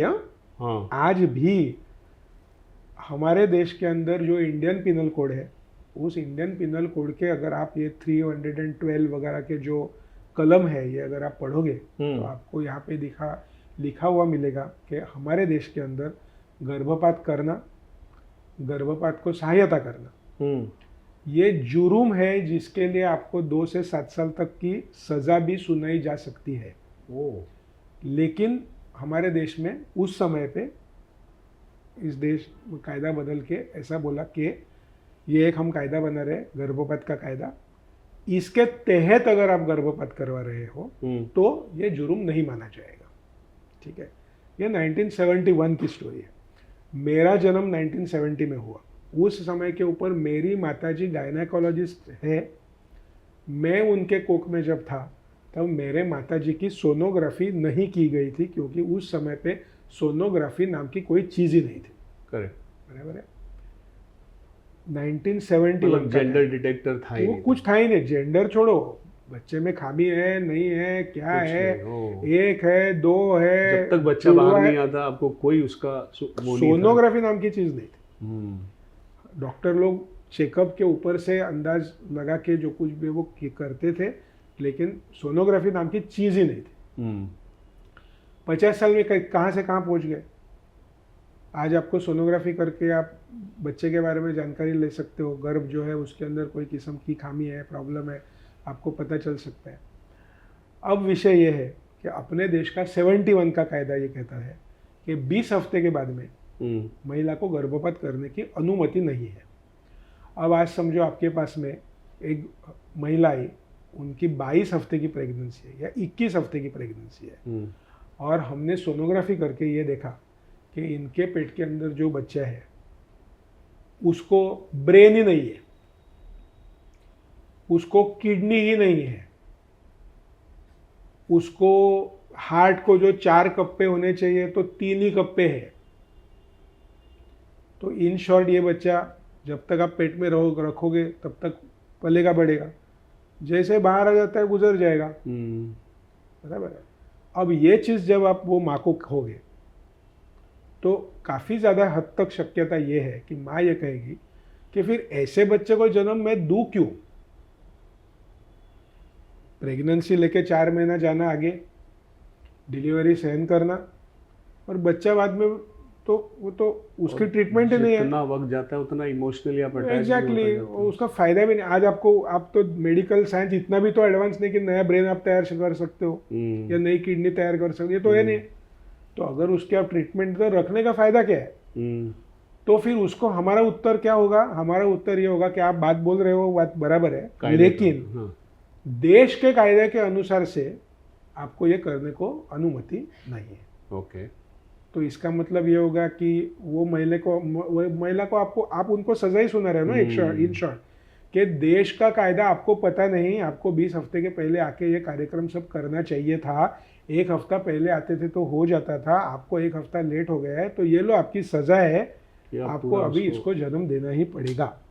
फिर वो महिला क्या करेगी, या तो वो महिला जाएगी कोई क्वैक डॉक्टर के पास में,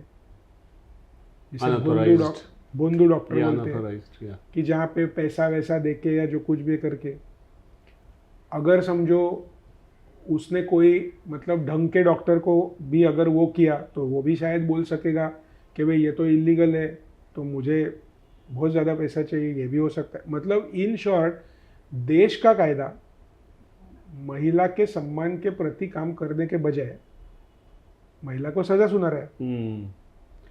क्यों?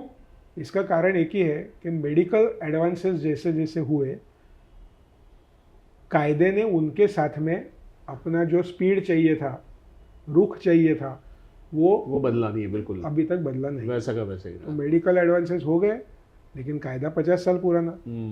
तो इन शॉर्ट हम ये कहना चाह रहे हैं कि आजकल के मोबाइल के ज़माने के अंदर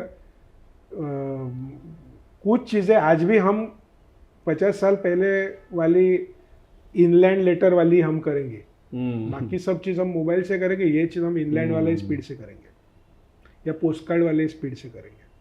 और ये सब चीज़ के अंदर नुकसान किसको हो रहा है? सबसे बड़ा नुकसान महिला को हो रहा है। मेरे पास में ऐसी महिला एक आई कि जिनको हमको यही परिस्थिति का सामना करना पड़ा, और मैंने उनको बोला ये ऐसा ऐसा विषय है।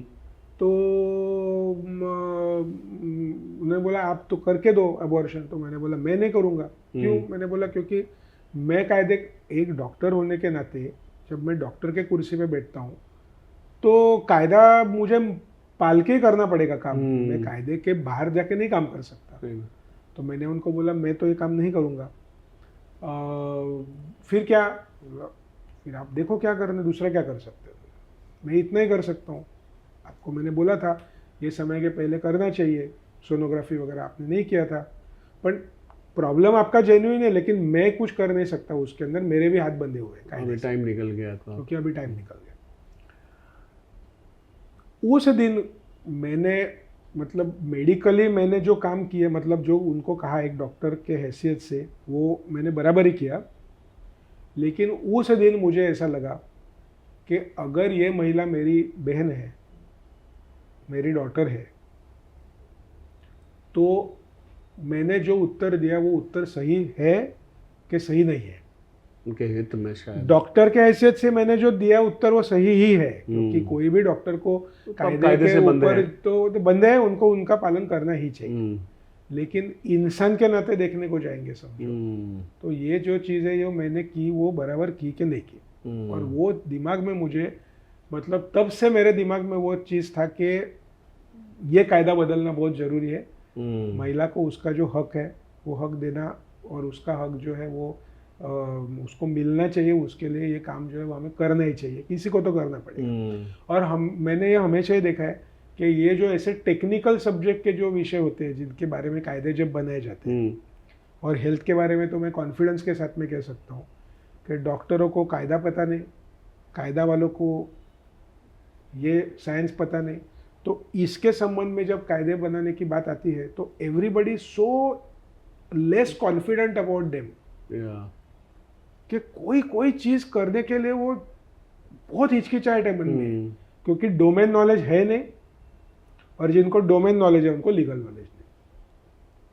तो इतने लेम किस्म के कायदे बनाए जाते हैं इसके वजह से। आप देखिए, आप हेल्थ लॉ के संबंध में आप ऑर्गन डोनेशन देखिए, आप मतलब आप कोई भी कायदा आप देखिए, it's a very very very lamely drafted law only because of this problem. तो मैंने बोला इस कायदे में चेंज करना चाहिए।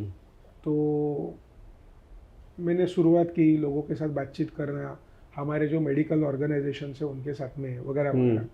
हाँ करना तो चाहिए, देखो ना हम कितने लेटर लिख रहे हैं, हम ये कर रहे हैं, हम कर रहे हैं, हम मिनिस्ट्री में फलाना कर रहे हैं। ग्राउंड लेवल पे क्या है? ग्राउंड लेवल पे कहाँ क्या है? कुछ। फिर जाके 2008 में मेरे एक रुग्ण थे निकेतन होता करके, जिनकी केस मेरे ख्याल से आज मतलब सभी को पता है, मतलब आप वो नाम डालोगे तो भी आपको गूगल में मिल जाएगा कि सेम स्टोरी 20 हफ्ते के बाद में सेम टाइप का प्रॉब्लम। तो मैंने उनको बोला देखो ऐसा ऐसा प्रॉब्लम है। तो बोले क्या करना है? मैंने बोला देखिए इसको, क्योंकि पहले केस के वजह से 2-3 साल मेरी पढ़ाई हो चुकी थी ये सब्जेक्ट के बारे में, क्या क्या चीज़ें कर सकते हैं, क्या क्या चीज़ें करने लायक है। आप कन्विंस हो चुके थे कि मैं कन्विंस हो चुका था इसके, मुझे ये मेरा मकसद है, मुझे हाथ में लेना विषय, मुझे बदलाव लाना है, मैं इसको बदलाव लाने को मैं तैयार हूँ मेरे मन में। तो मैंने बोला देखिए ऐसा ऐसा है, एक डॉक्टर के हैसियत से तो मैं कुछ नहीं कर सकता, लेकिन उसके आगे जाके मैं आपके लिए और एक काम कर सकता हूँ वो ये कि मैं आपकी केस, आपकी दरख्वास्त लेके मैं बॉम्बे हाई कोर्ट में जा सकता हूँ, और हाई कोर्ट में ये आपकी जो है पेशी, ये मैं आपके लिए रख सकता हूँ कि भाई ये विषय है, इसके लिए देश का कायदा बदलना ज़रूरी है, तो आप इसके ऊपर कुछ करो। तो फिर बात ये हो गई कि नेचुरल है, अल्टीमेटली वो क्या मेरे रिश्तेदार तो थे नहीं, पेशेंट थे, तो उनको शायद लगा होगा कि भाई बोलने वाले तो बोलते हैं ना, आप आगे बढ़ो हम पीछे, पीछे वाले पीछे से गायब कब हो जाते हैं किसी को नहीं पता चलता। तो उन्होंने बोला मैं अकेली तो नहीं करूँगी, लेकिन आप अगर मेरे साथ में हो तो मैं करूँगी। तो मैंने बोला चलो ठीक है, तो let me be the principal petitioner in the matter, you be my co petitioner. तो ये जो केस हुई वो case doctor Nikhil Datar and others के अंदर निकेता जी और उनके पति हरेश जी, तो Nikhil Datar and others versus Union of India, ऐसे किस्म की 2008 में हाई कोर्ट में हमने ये याचिका जो है वो दर्ज की, जिसके अंदर हमने ये कहा कि अपने देश का कायदा बदलना चाहिए, और जब तक कायदा नहीं बदलता तब तक कम से कम महिला के जो फंडामेंटल राइट्स है, उनके जो हक है, उनके प्रति सम्मान दर्शाते हुए ये कोर्ट के पास में पावर है कि कोर्ट ये उनको प्रदान करे ये हक, कि जिसके तहत वो अपना अबॉर्शन ऐसे हालत में कर सकती है।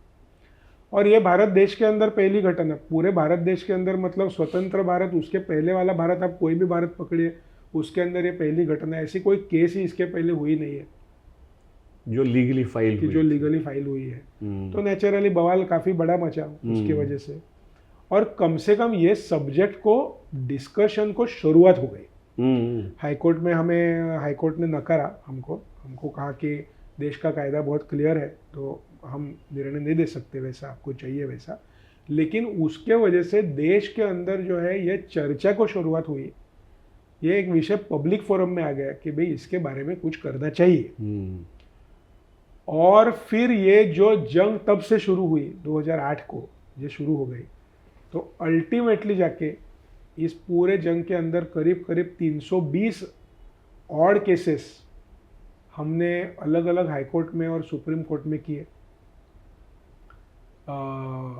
ये सब काम मैं फ्री ऑफ कॉस्ट करता हूँ, ये मेरा वो नहीं है, प्रोफेशन नहीं है। Law is not my profession, it is my passion. तो ये काम जो है वो मैंने, मतलब it was totally done free of cost.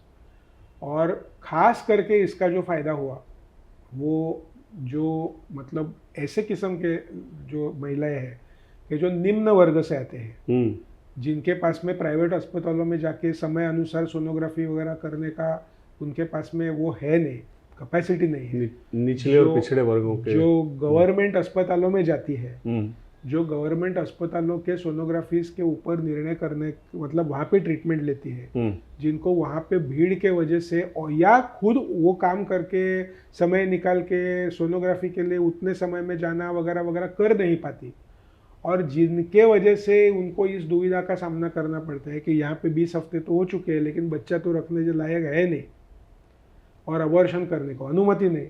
तो ज़्यादातर केसेस जो थे वो ऐसे किस्म के थे कि जहाँ पे हमने स्लोली जुडिशरी का रवैया बदला।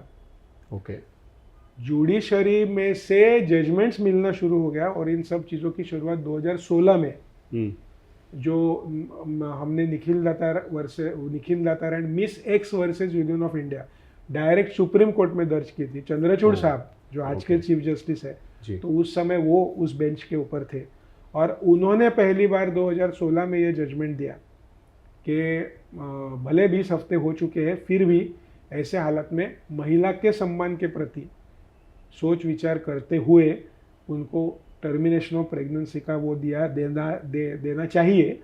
तो 2016 से फिर जुडिशरी में बदलाव आना शुरू हो गया। 324 और केसेस हुए। इन सब केसेस के अंदर हमको जजमेंट्स मिलते गए। 20 हफ्ते का जो वो था, जो एक दीवार जो थी, वो दीवार धीमे धीमे ईंट बाय ईंट, पत्थर बाय पत्थर हम गिराने में सक्षम हो गए, और अल्टीमेटली जाके 2021 में पूरे देश का ही कायदा बदल गया। तो पहला अमेंडमेंट 8 साल बाद हुआ। 8 नहीं, 2008 में शुरुआत हो गई, 2021 में अमेंडमेंट आया। हाँ नहीं, बट पहला आया वो भी 8 साल के बाद 16 में आपने कहा। जी। और आज चल के देश का कायदा जो है वो बदल चुका है। महिलाओं को उनके गर्भपात के संबंध में जो उनके जो बेनिफिट्स है या उनके जो राइट्स है, उनके जो अधिकार है, वो और ज़्यादा अच्छी तरह से मिल चुके हैं और देश का जो कायदा है इसके वजह से बदल चुका है। ऐसे कितने सारे बच्चियाँ थी छोटी, 18 साल के उम्र से छोटी बच्चियाँ, बलात्कार पीड़ित बच्चियाँ। अभी आप सोचिए 12 साल की लड़की है जो खुद ही एक बच्ची है, और आप अगर उनको बोलोगे उसको कि नहीं नहीं नहीं आपका 20 हफ्ता हो गया, इसके लिए अभी आपको माँ बनना है, वो खुद ही बच्ची है, अभी वो दूसरे बच्चे को कहाँ जन्म देने, मेडिकल एबिलिटी भी नहीं है उसमें बच्चे में, फिर भी आप उस पर जबरदस्ती कर। मेडिकली ये कहा गया है क्लियर कट कि इतने छोटे उम्र में मातृत्व ये उसके लिए भी जानलेवा, ये खतरनाक हो सकता है। ये होने के पता होने के बावजूद भी अगर ऐसी परिस्थिति देश में अगर है कायदे की वजह से, क्योंकि कायदा पुराना है, तो उसके अंदर बदलाव लाना ये क्रम प्राप्त था, तो इसके लिए वो बदलाव हुआ। ऑफ कोर्स मतलब तो इसकी कहीं ना कहीं शुरुआत मैंने की, लेकिन अल्टीमेटली बहुत लोग जुड़े हुए हैं। हमारे एडवोकेट कॉलिन गोंसाल्विस साहब है दिल्ली में, तो इन्होंने और उनके पूरे टीम ने इसके अंदर बहुत बड़ा योगदान दिया। जे अस्पताल के कोई डॉक्टर्स हैं जिन्होंने बहुत बड़ा योगदान दिया। जुडिशरी ने सबसे बड़ा योगदान दिया। मैं आपको यहाँ पे खास करके कहना चाहता हूँ कि इन 324 केसेस के अंदर आप अलग अलग हाई कोर्ट, अलग अलग जजेस, सुप्रीम कोर्ट से लेकर कहीं पे भी हमको हर जजमेंट 8 दिन के अंदर मिला है। हर जजमेंट। मतलब हम हमारे जुडिशरी को ये कहते हैं कि तारीख पे तारीख वगैरह फेमस डायलॉग है, बात सही है, सिविल कोर्ट्स में है वैसी परिस्थिति, लेकिन इस पर्टिकुलर सब्जेक्ट के अंदर our judiciary has been so proactive in making quick decision कि on an average 8 working days के अंदर अलग अलग ये सब 324 केसेस के अंदर हमको जजमेंट्स मिले। तो मैं समझता हूँ कि एक खाली वो चिंगारी जलाने की वो थोड़ी सी थी जरूरत, शायद मेरे हाथ से वो हुआ की जरूरत थी, क्योंकि होता है ना कि कायदा हित के लिए बना है इंसानों के, और यही हम भूल जाते हैं कि भाई इंसान का हित क्या है। आपने बहुत ही सही कायदा पकड़ के रखते हैं हम। बहुत ही सही कहा आपने, है ना, बहुत ही सही चीज आपने कही कि कायदे के लिए इंसान है कि इंसान के लिए कायदा है। सही में। डॉक्टर साहब, आपकी जो लाइफ पार्टनर है स्मिता जी, इनका सपोर्ट तो आपके साथ रहा ही है, क्योंकि वो खुद एक राइटर हैं, बड़ी सेंसिटिव हैं, तो औरतों का ये सारा दर्द एंगल समझती हैं, तो आपके ये जर्नी में वो साथ हैं ही। लेकिन आपके बच्चे जब छोटे थे, और ये 15 साल की जो जर्नी है, तो बच्चे भी बड़े हुए होंगे इस सारी प्रोसेस में, इस सारी जर्नी में, तो आप बिज़ी रहे होंगे हॉस्पिटल में, फिर आपके केसेस भी चलते रहे, ये सारा वो चलता रहा संघर्ष। तो बच्चे जब बड़े होते हुए उनको ऐसा महसूस हुआ कि आप पापा मिस कर रहे हैं, फादर मिस कर रहे हैं, या आपको ऐसा कभी लगा कि अरे नहीं, I have missed something in my whole this struggle? नहीं, बच्चों को ऐसा लगा कि नहीं, मुझे नहीं पता, क्योंकि शायद जब उन्होंने होश संभाला होगा तो उसके पहले से उनको ये पता ही था कि इनके फादर जो है वो तो मतलब या तो काम के लिए, नहीं तो दुनियादारी के लिए, बराबर है। तो उनको शायद उसकी आदत तभी से मतलब पहले से ही शायद हो चुकी होगी, तो मुझे नहीं पता, क्योंकि अगर उसकी आदत पड़ जाती है तो बहुत बार महसूस भी नहीं होता। तो आप कभी बात हुई इस लेकिन मुझे खुद को इस चीज़ का बहुत दुख है।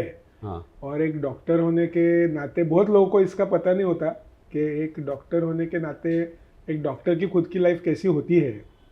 मतलब आप सादी सी चीज़ें, छोटे बच्चे हैं और इतवार के दिन को आपने उनको प्रॉमिस किया है कि मैं उनको घुमाने को आप लेके जाओगे वगैरह वगैरह, और निकलने से आधे घंटे पहले उनको ये बोला जाता है कि अभी आपके फादर आने वाले नहीं है, क्योंकि वो दूसरे किसी का कुछ काम संभालने को गए हैं, बराबर।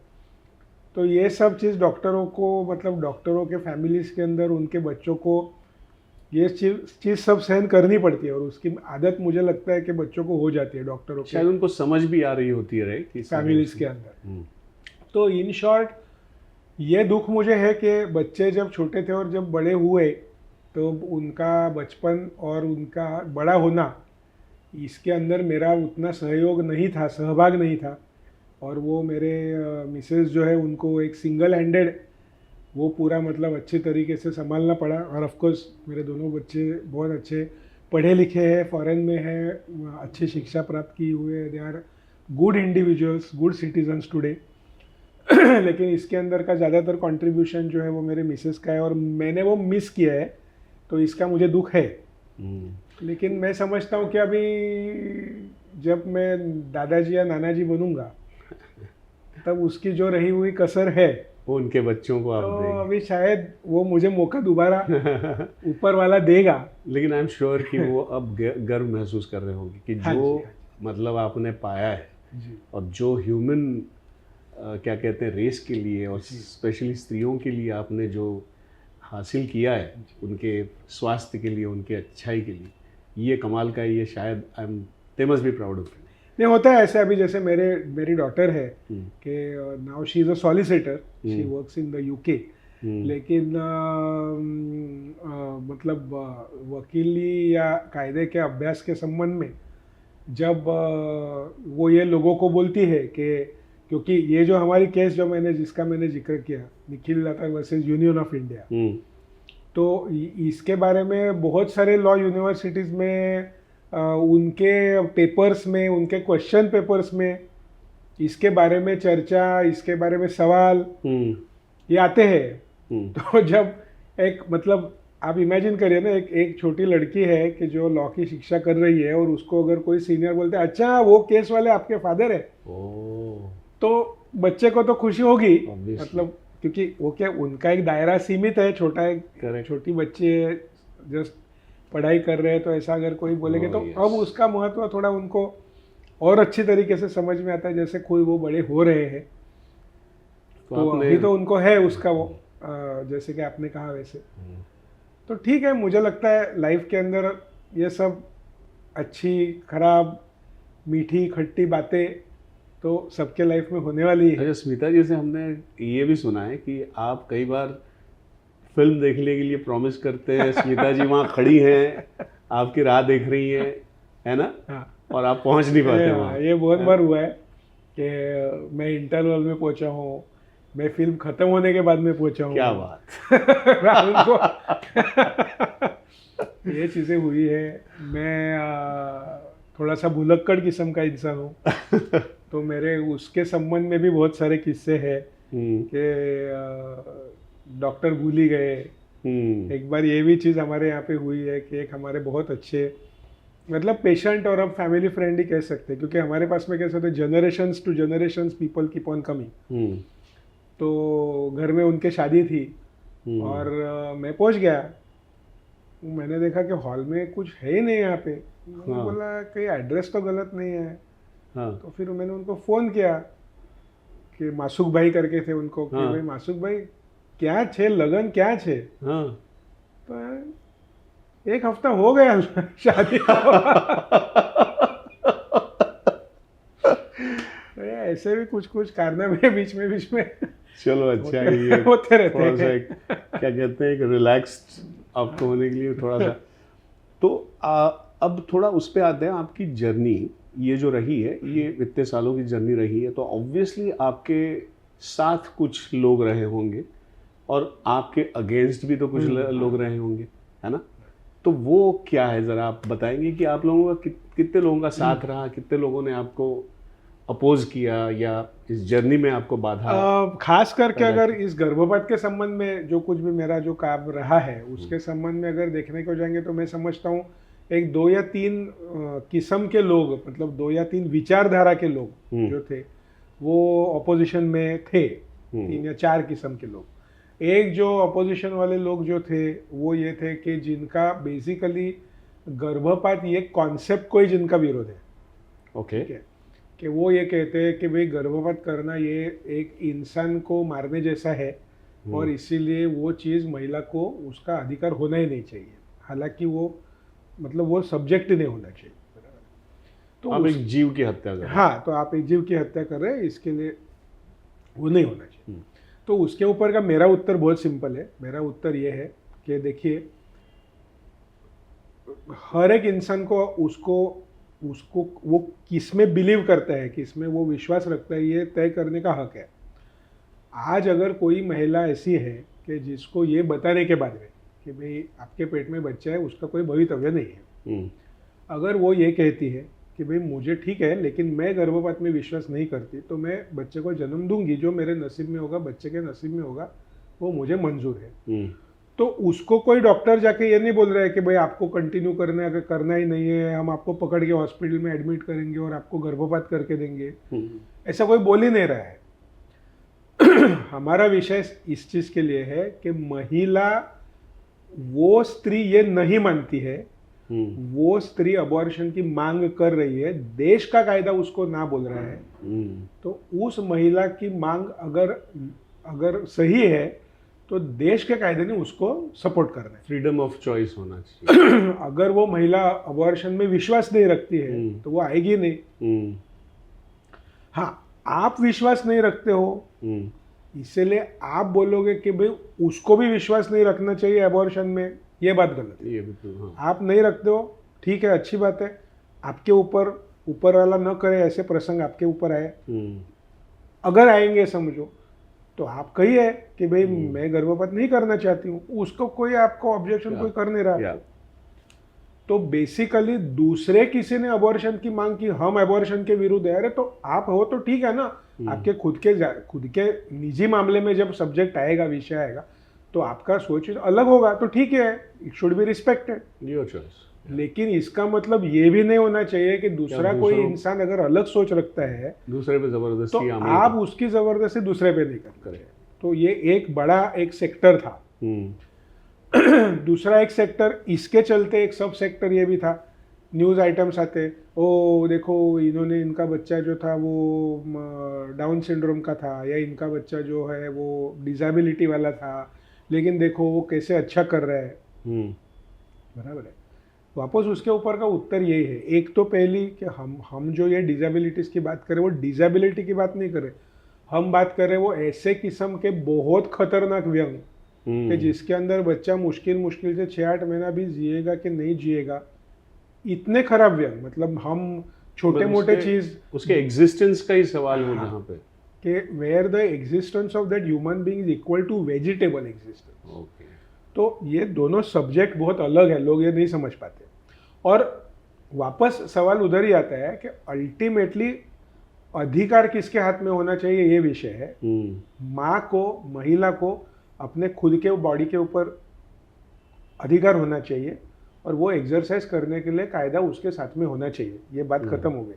उसको ये भी अधिकार है कि मैं अबॉर्शन न करूं, और उसको ये भी अधिकार है कि मैं अबॉर्शन करूं। अधिकार उसके पास में होना चाहिए, कायदे ने उसको सपोर्ट करना चाहिए। तो ये एक विषय अलग था।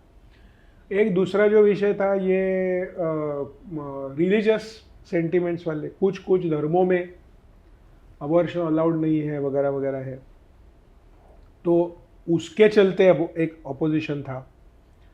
उसके ऊपर भी मेरा उत्तर वही है, और मैं तो खुद ये मानता ही हूँ कि असल में अपने देश के अंदर मैं ये बिलीव करता हूँ कि रिलीजन ही अपने घर में होना चाहिए। रिलीजन का डिस्प्ले पब्लिक प्लेसेस में मेरे हिसाब से होना ही नहीं चाहिए, कोई भी रिलीजन का नहीं होना चाहिए। ठीक है, तो अगर आप कोई रिलीजन को बिलोंग करते हो और उस रिलीजन के जो कोई कॉन्सेप्ट है उसमें श्रद्धा रखते हो, तो वापस वही है, तो आप आगे नहीं आओगे अबॉर्शन करने के लिए। आपको हक है नहीं आने का, आपको आपके बॉडी के ऊपर हक है, आप एक्सरसाइज करिए।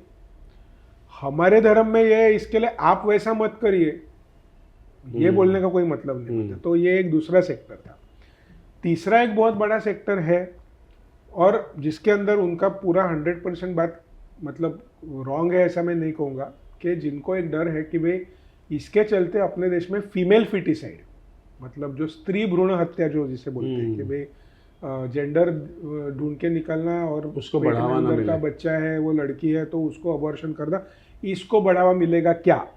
और ये एक मोटा मोटी ऑब्जेक्शन कोई लेगा तो इसके अंदर मैं उसको मतलब वो नहीं करता हूँ, लेकिन हमें ये समझना चाहिए कि आज जिसको जेंडर के हिसाब से अबॉर्शन करना है, तो वो महिला 20 हफ्ते 24 हफ्ते इतने दूर जाएगी क्यों? वो तो तुरंत ढूंढ के निकालेगी कि मुझे जेंडर ऐसा ऐसा है तो मुझे नहीं करना चाहिए। और हम जो बात कर रहे हैं वो कहाँ की बात कर रहे हैं, 20 हफ्ते के बाद में की बात कर रहे हैं। तो ऐसे कौन सी महिला होगी कि जो 20 हफ्ते तक स्वस्थ बैठ के रहेगी और फिर उसके चॉइस उसके बाद में बोलेगी कि भाई ऐसा ऐसा है। अच्छा सोनोग्राफी करेंगे तो उसके बच्चे में तो कोई व्यंग तो मिलेगा नहीं। करेक्ट। बराबर है। तो फिर आप मुझे बताइए ऐसे कौन महिला आपको भारत देश में मिलेगी कि जो सच में जेंडर के लिए अबॉर्शन करना चाहती है, वो 20 हफ्ते तक घर पे स्वस्थ बैठी है, 20 हफ्ते के बाद में वो जाती है, सोनोग्राफी में कुछ आता नहीं है, नॉर्मल बच्चा है करके आता है, इसीलिए वो जाके पुलिस में जाके बोलती है कि मेरे ऊपर अब बलात्कार हो चुका है, इसके लिए अभी ये 20 हफ्ते की मुझे प्रेगनेंसी है और इसीलिए मुझे टर्मिनेशन ऑफ प्रेगनेंसी करने। कौन करेगा ये चीज़? कौन सी महिला जाके ये सब चीज़ करेगी? उसके बदले में वो तो तुरंत प्रेगनेंसी रहने के बाद में वो ढूंढ के निकालेगी और वो करा के लेगी अगर वो करना चाहती है तो। इन शॉर्ट बोलने की बात यह है कि कहीं से तो भी कुछ तो भी उठा के किसी का पूछड़ा किसको लगाने का कोई मतलब नहीं है। एक ये अलग प्रॉब्लम है कि सेक्स डिटर्मिनेशन कि जो अपने देश में नहीं होना चाहिए, और ये मैं मानता हूँ कि जो सच में सेक्स डिटर्मिनेशन के अपराध के अंदर जो सहभागी हो रहा है, फिर भले वो पेशेंट हो, उसके रिश्तेदार हो, सास ससुर हो या डॉक्टर हो, उनको अपने देश में कड़ी से कड़ी सजा देनी चाहिए। इसके अंदर मैं 100% बिलीव करता हूँ। लेकिन ये ऐसा है, इसका मतलब आप दूसरे कोई इंसान के ऊपर अन्याय करो, ये उसका मतलब नहीं होता। बिल्कुल। और फिर एक छोटा सा सेक्टर हमारे मेडिकल कम्युनिटी का था कि जो मेरे अच्छे कई बार मित्र रह चुके हैं, सो कॉल्ड वेलविशर रह चुके हैं, कुछ जेन्युइनली वेलविशर है जिनको हमेशा ये लगते आ रहा है कि भाई ये इंसान इतना अच्छा सर्जन वगैरह है तो ये प्रैक्टिस वगैरह छोड़ के, है ना, फ्री ऑफ कॉस्ट से दुनियादारी का काम करते भटकता क्यों है, उससे कोई अच्छे बड़ा खुद का कॉर्पोरेट अस्पताल वगैरह खोलेगा। वो थोड़ी कंसर्न वाली बात हुई। हाँ, तो ये मतलब भाई बहुत लोगों ने ऐसी सलाह देने की कोशिश भी की है कि ये सब आप क्यों कर रहे हो, आप एक जगह पे बैठो, अच्छा प्रैक्टिस करो, हम कैसे कर रहे हैं आप भी करो। करेक्ट।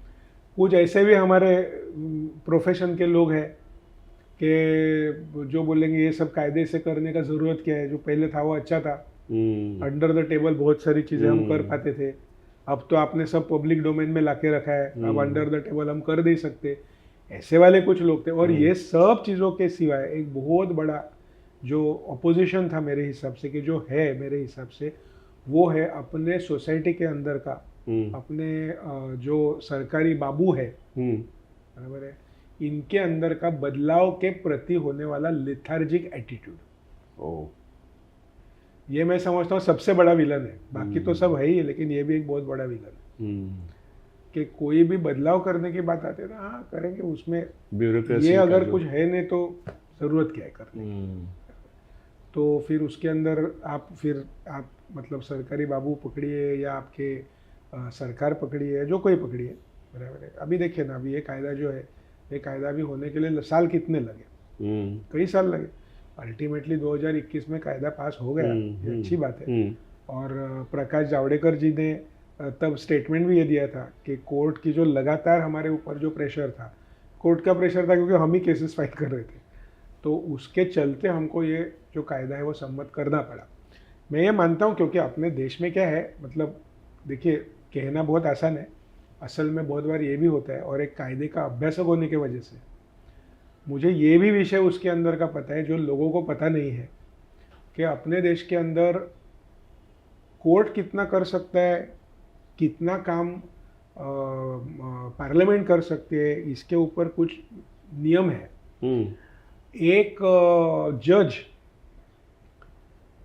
लिखित कायदे के अपरोक्ष जाके निर्णय नहीं कर सकता, क्योंकि जो इंटरेस्टेड लोग रहेंगे पढ़ सकते हैं, doctrine of separation of powers ऐसा जिसे बोला जाता है कि कोर्ट के अधिकार क्या है और पार्लियामेंट के अधिकार क्या है। क्योंकि पार्लियामेंट में बैठने वाले जो है ये हमारे चयन किए हुए प्रतिनिधि है, चुने गए प्रतिनिधि है, जो हमारे एमपीज है, खासदार है, तो इनके भी पावर्स के अंदर डिवीजन है। तो जब एक कायदे में क्लियर कट लिखा है कि भाई इस कारण के लिए 20 हफ्ते के बाद में आप नहीं कर सकते, तो असल में बोलेंगे तो जज को भी ये कायदा ठुकराना इतना आसान नहीं है। भले वो जज को ये पता होगा कि भाई ये अन्याय हो रहा है इस जगह के ऊपर, फिर भी उस जज को ये उत्तर मतलब ये जजमेंट देने के लिए बहुत करेज लगेगा, क्योंकि अल्टीमेटली उसको भी कुछ रिस्ट्रिक्शन का सामना करना पड़ता है। तो ऐसे बहुत बार विषय निर्माण होते हैं और ये भी एक कारण था कि जिसके वजह से ये पूरा विषय उस मुकाम तक जाके उसमें बदलाव लाने के लिए काफ़ी हद तक समय लगा। मतलब इससे बेहतर चीज़ें हो सकती थी, फास्ट हो सकता था, लेकिन ये भी कुछ जेन्युइन डिफ़िकल्टीज है कि और एक बहुत बड़ा मुद्दा है ये कि सेपरेशन ऑफ पावर्स के वजह से जो चीज़ें कोर्ट के द्वारा हो सकती है वो बहुत बार जज नहीं कर सकते। फिर एक कोई ऐसा किस्म का जज रहेगा कि जो मतलब हायर जुडिशरी पे बैठा है, समझो सुप्रीम कोर्ट जैसे, कि जिनको एक उनका रुतबा होने के वजह से वो वैसे किस्म के स्टेप्स ले सकते हैं, और फिर उन्होंने लिया कि फिर बाकी सब जजेस उसका अनुकरण करना शुरू करते हैं।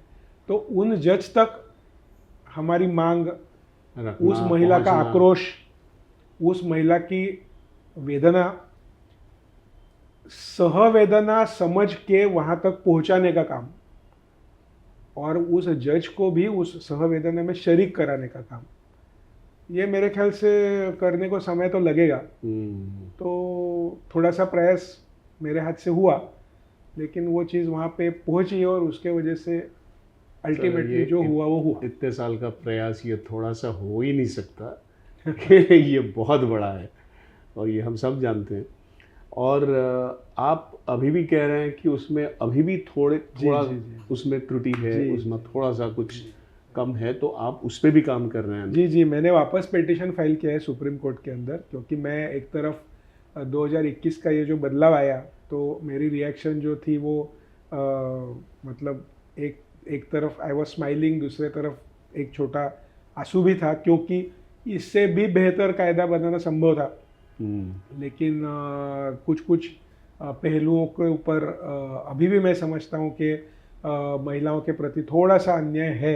काफ़ी हद तक वो सॉल्व हो चुका है, लेकिन थोड़ा सा अन्याय है, तो उसको भी ठीक करने के लिए मैंने सुप्रीम कोर्ट में याचिका वापस दर्ज की है मेरी। अब कुछ ही दिनों में वो हियरिंग को आएगी, और मेरी ईश्वर के पास में इतनी प्रार्थना है कि अभी ये वाले बदलाव के लिए दोबारा 14 साल न लगे और जल्दी वो बदलाव आ जाए, तो वो महिलाओं के दृष्टि से अच्छा हो जाएगा।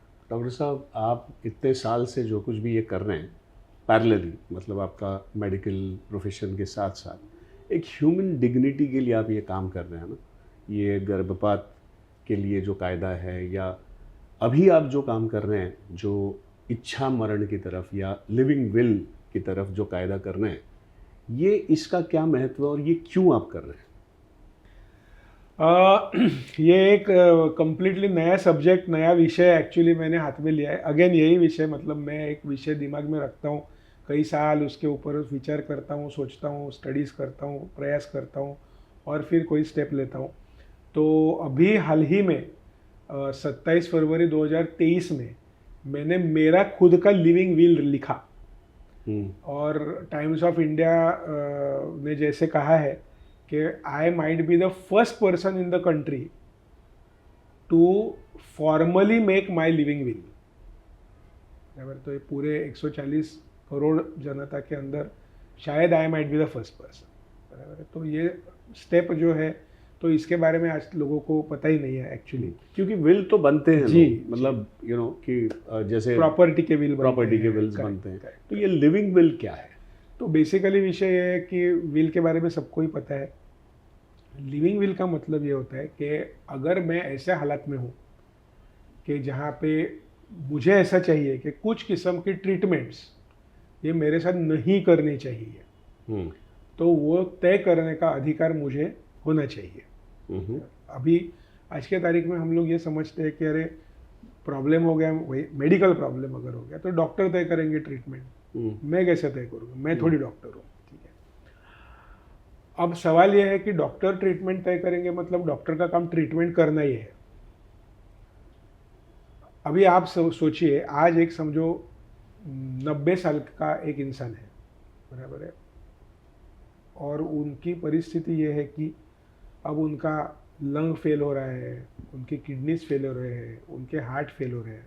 ठीक है, उनको हॉस्पिटल में लेके जाएंगे, तो स्वाभाविक तौर के ऊपर किसी का अगर हार्ट फेल हो रहा है, किसी का लंग्स फेल हो रहा है, तो उसको वेंटिलेटर पे डाला जाएगा। किसी के किडनी फेल हो रही है तो उसको डायलिसिस पे डाला जाएगा। अब ये तो सबको पता है कि 90 साल के बाद की उम्र में आप, या समझो कोई एकदम मतलब लास्ट स्टेज कैंसर वाला इंसान है, तो आप उसको डायलिसिस के ऊपर डालोगे, ट्रीटमेंट करोगे, लेकिन अल्टीमेटली मीनिंगफुल रिकवरी उसमें से शायद संभव नहीं है। ये ट्रीटमेंट करने वाले डॉक्टर को भी पता है, रिश्तेदारों को पता है, उस इंसान को खुद को भी पता है। 90 साल का इंसान मन में ये चाहता होगा शायद कि अगर आप मुझे ट्रीटमेंट करके ठीक करने वाले हो तो मुझे ट्रीटमेंट लेने में एतराज़ नहीं है, लेकिन अगर आपकी ट्रीटमेंट मेरे डेथ को सिर्फ लंबाने वाली होगी, देखिए मैं जो शब्द इस्तेमाल कर रहा हूँ, मैं प्रोलॉन्गेशन ऑफ लाइफ नहीं कह रहा हूँ, मैं प्रोलॉन्गेशन ऑफ डेथ कह रहा हूँ, पोस्टपोनमेंट ऑफ डेथ कह रहा हूँ, कि जो चीज़ मेरे साथ आज होने वाली थी और होने तो वाली है, आज नहीं तो कल, तो अगर यही चीज़ 8-10 दिन, 15 दिन, 20 दिन अगर खाली पोस्टपोन होने वाली है, तो ऐसी ट्रीटमेंट मैं करूँ ही क्यों? बराबर है। तो वो तय करने का अधिकार किसको है? ये एक बहुत बड़ा सब्जेक्ट एक्चुअली मतलब हमारे सामने आता है कि ये तय कौन करेगा। डॉक्टर तय कर पाएगा? डॉक्टर नहीं तय कर पाएगा, क्योंकि सामने वाले के मन में इच्छा है कि डॉक्टर कहाँ से ढूंढ के। अच्छा, उसके ऊपर अगर वो इंसान अनकॉन्शियस है तो वो खुद निर्णय लेने के मतलब उसकी कैपेसिटी नहीं निर्णय लेने की, कोमा में है, फिर क्या करोगे? फिर आप रिश्तेदारों को पूछो, रिश्तेदारों के अंदर एक रिश्तेदार अलग बोलेगा, एक रिश्तेदार, तो डॉक्टर क्या? ये सारे प्रोसेस में सारे फैमिली जुड़ी रहती है, वो अटकी रहती है, वो एंगेज रहती है ना, वो सारा एक डिप्रेशन का माहौल रहता है। अच्छा, बहुत समय के अंदर ये भी इश्यूज आते हैं कि खर्चे बढ़ते जाते हैं अस्पताल के अंदर। बहुत बार डॉक्टर एक तरफ से कह रहे हैं कि इसमें से मीनिंगफुल रिकवरी संभव नहीं है, लेकिन at the same time doctor को ये अधिकार भी नहीं है कि आप अपने मन मर्जी से वेंटिलेटर निकाल डालो या ये ट्रीटमेंट नहीं करने का ये करो। फिर वो सगे वाले को पूछते हैं, फिर सगे वाले के अंदर कन्फ्यूजन रहता है, एक ये बोलता है, एक दूसरा बोलता है। अच्छा, आज 2 लोग ने यहाँ बोला, परसों तीसरा कोई आके खड़ा होता है, वो कहते हैं मैं भी इनका तीसरा लड़का हूँ, मैं नहीं मान रहा ये सब चीज़ जो आप कर रहे हो। तो करने का क्या ऐसे हालत में? और ये सब लोग, डॉक्टर अपनी सेफ्टी देखेगा, अस्पताल अपना इसे एंगल देखेगा, रिलेटिव देखेगा, लेकिन जिस इंसान के साथ में ये हो रहा है उसकी डिग्निटी का क्या? वो इंसान पेन में है, वो इंसान जो है वो उसके बेड सोर्स हो रहे हैं वगैरह वगैरह, उसका क्या? उसको क्या चाहिए वो कौन पूछ रहा है और कौन जान रहा है? क्योंकि जानने की कोई तरकीब वही नहीं, वो तो अनकॉन्शियस हो गए। करेक्ट। तो ये पूरे दुनिया के अंदर का बहुत बड़ा प्रॉब्लम जो है, मतलब जो जैसे जैसे मेडिकल एडवांसेस हो रहे हैं, तो मेडिकल एडवांसेस का एक साइड इफेक्ट मैं कहता हूँ कि वो ये भी है कि medical advances can also meaninglessly prolong your life, I am to say your death, postpone your life तो है ही नहीं। And then the question of quality of life comes into picture, not the existence of life. तो दुनिया के अंदर इसके ऊपर बहुत बहस चर्चा वगैरह वगैरह वगैरह हो चुका है। वापस वही है, कुछ लोग बोलेंगे ये होना नहीं चाहिए, कुछ लोग बोलेंगे होना चाहिए। वापस सवाल वही आता है, जो इसमें नहीं बिलीव करते हैं तो न करे, जो करना चाहते हैं वो करे, पर जो करना चाहते हैं उनके पास में कायदे से अपनी डिग्निटी बरकरार रखने की कोई तरकीब, कोई हिसाब, कोई विषय, कोई सब्जेक्ट होना चाहिए, जो अपने देश में अभी तक नहीं था। तो लगे थे कुछ लोग, अरुणा शानभाग जी का केस तो सब लोगों को मेरे ख्याल से पूरे दुनिया में, मतलब भारत देश में तो पता है, उसमें मैं डिटेल में नहीं जाऊंगा। तो उस समय पे सुप्रीम कोर्ट ने एक जजमेंट दी थी जिसके अंदर उन्होंने कहा था कि ये लिविंग विल जो है, कि जिसके अंदर इंसान लिख के रख सकता है भाई ये चीज़ मेरे साथ नहीं करना चाहिए, तो वैसे प्राविधान जो है वो उसी समय सुप्रीम कोर्ट ने उसको मतलब हाँ भरी थी उसको, लेकिन उन्होंने जजमेंट देते समय उसके जो मतलब क्या बोलते हैं, जो न्यूआंसेस लिखे, ऐसा होना चाहिए, ऐसा होना चाहिए, उसकी ये परमिशन, ये इतने मतलब कॉम्प्लिकेटेड बना के रखे थे कि इतने साल होने के बावजूद भी असल में अपने देश के अंदर एक भी लिविंग विल सच में हुआ नहीं। तो फिर इसके ऊपर वापस रिवीजन पिटिशन फाइल हुई सुप्रीम कोर्ट में, और अभी रिसेंटली 2023 के शुरुआत में मेरे ख्याल से जैन-फेब के आसपास सुप्रीम कोर्ट ने ये जो बहुत ही कड़े किस्म के मतलब इम्प्रैक्टिकल किस्म के जो प्राविधान रखे थे, तो उनको डाउनग्रेड करके काफ़ी आसानी से आज के तारीख में लिविंग विल बनाना संभव किया। तो जैसे ही ये जजमेंट आया, और मैं उसको फॉलो कर ही रहा था क्योंकि I was working on that whole thing all together at the background, तो जैसे ही वो आया तो वैसे मैंने बोला कि पहल पहल पहल करना है मेरा स्वभाव है, तो इसके लिए मैं ही पहल करता हूँ। तो मैंने मेरा खुद का लिविंग विल बनाया, नोटरी के पास में जाके नोटराइज किया। हमारे नोटरी मैडम ने बोला ऐसे तो मैंने कभी किया ही नहीं। मैंने बोला आप कहाँ से करोगे, कोई पहले मैं ही पहले बार कर रहा हूँ, तो आप भी पहले बार नोटराइज करोगे ये चीज़। तो वो मानने को तैयार नहीं थी। फिर मैंने उनको जजमेंट की कॉपी दी, वो कॉपी उन्होंने पढ़ी, फिर उन्होंने बोला हाँ भाई ये बात तो बराबर है, तो फिर उन्होंने नोटराइज किया। अब इस संबंध में अब जन जागृति करने का काम मैंने हाथ में लिया है, क्योंकि मैं ऐसा समझता हूँ कि इसके अंदर 3 चीज़ें हैं। सबसे पहला चीज़ जो है वो ये है कि उस इंसान की डिग्निटी मेंटेन होगी। दूसरी चीज़ ये है कि इसके वजह से जो बाकी रिश्तेदारों को जो तकलीफ़ सहन करनी पड़ती है वो प्रॉब्लम सॉल्व हो जाएगा। आज रिश्तेदारों के सामने भी बहुत कठिन सवाल है। डॉक्टर बोलेंगे देखो ये ट्रीटमेंट है, आप नहीं करना चाहते, आप उनको घर पे लेके जाओ, पर घर पे लेके जाएंगे कैसे? घर पे उनका ख्याल रखेगा कैसे कोई? उनको पेन फ्री रखेंगे कैसे? अच्छा कोई डेथ वगैरह हो जाए तो डेथ सर्टिफिकेट कौन देगा? तो ये सब जेन्युइन प्रॉब्लम्स है। मतलब वापस स्टोरी वही है कि हर एक स्टेक होल्डर अपने जगह पे अपने दृष्टि से करेक्ट है, लेकिन ultimately the system is not working for people. System is not, law is not working for people. So basic theme of the work that I have been involved is the same ultimately. तो अब मैं इसके ऊपर लगा हूँ, इसके ऊपर जन जागृति शुरू कर दी है। मैं जो नेशनल लॉ यूनिवर्सिटी है यहाँ पे बम्बई में, बहुत अग्रगण्य संस्था मानी जाती है वकीलों के इसके अंदर, तो वहाँ पे मैं ऑनररी प्रोफेसर हूँ। तो वहाँ पे हमारे जो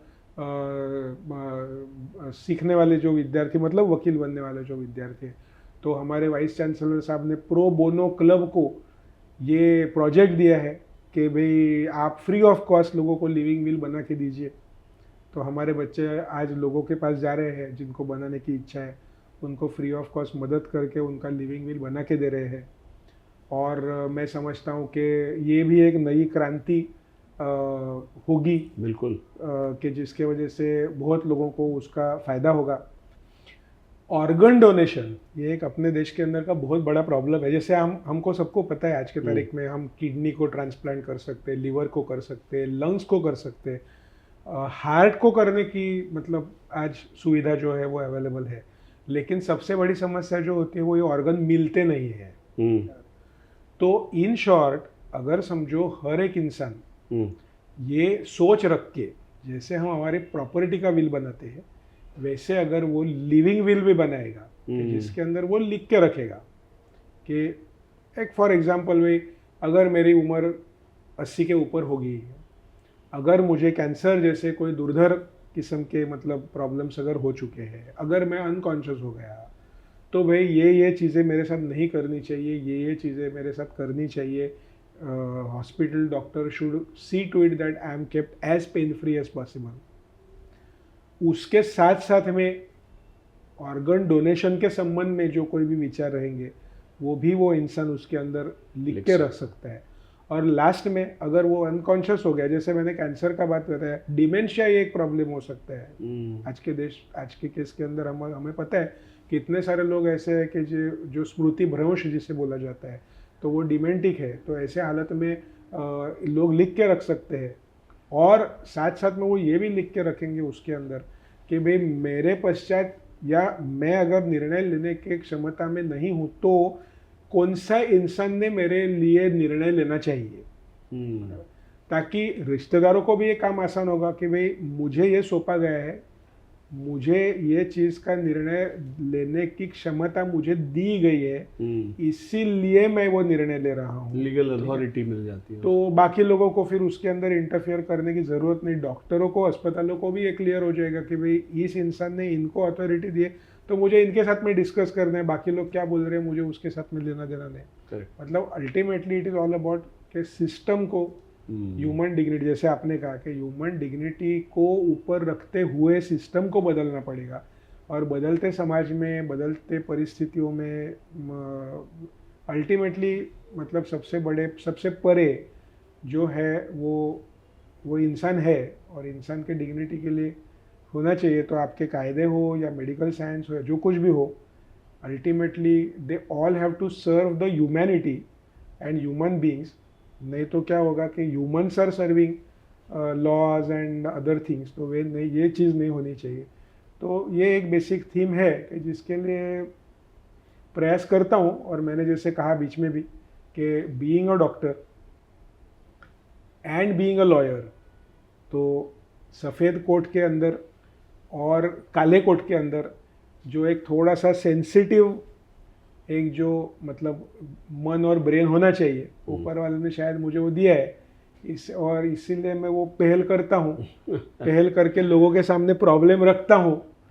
सब प्रॉब्लम के सॉल्यूशन मैं नहीं निकाल सकता, लेकिन समाज के सामने प्रॉब्लम रखे तो कुछ साल में उसका सॉल्यूशन अपने आप से आ जाता है। ऐसा अभी तक का मेरा जर्नी रह चुका है। ये बिल्कुल सरल तरीके से आप बोल रहे हो, लेकिन जैसा हम कहते हैं ना कि हम सुनते हैं पढ़ते हैं, जैसे महापुरुष जो पहले हुए हैं, वो गांधी जी हो या महात्मा फुले हो या सावित्री जी हो या बहुत सारे हैं, हम तो इनके बारे में से पढ़ते हैं या सुनते हैं, लेकिन एक हमारे सामने हैं, हमारे साथ हैं। मतलब महापुरुष मेरे ख्याल से कर्मयोगी ही होते हैं, और वो डेफिनेटली आप हैं। और ये मैं नहीं कह रहा हूँ, ये तो प्रिंट में है, ये तो आपके इतने सालों का काम है। तो हम इतने सौभाग्यशाली हैं कि आपके साथ हम आज बात कर सकते हैं, हमारे पॉडकास्ट पे आप आए, और ये असल में हमारा सौभाग्य है। और इसके ज़रिए आपका और ऐसे कई लोगों का काम इस पॉडकास्ट से हम लोगों तक पहुंचाएंगे। बहुत धन्यवाद, आपसे मिलकर बड़ी खुशी। धन्यवाद। धन्यवाद। Thank you very much. Thank you. तो कैसा लगा आपको ये पॉडकास्ट? अपने लाइफ के 15 साल उन्होंने इस कॉज के लिए दिए। तो ऐसे बहुत सारे बड़े आमों को हम इस पॉडकास्ट में लाएंगे, आपसे मिलवाएंगे, उनके अनुभवों को आपसे शेयर करेंगे। तो आप सब्सक्राइब कीजिए, लाइक कीजिए, अपने फैमिली को, अपने दोस्तों को ये बताइए, और इसकी कम्युनिटी बढ़ाइए। साथ रहिए। धन्यवाद।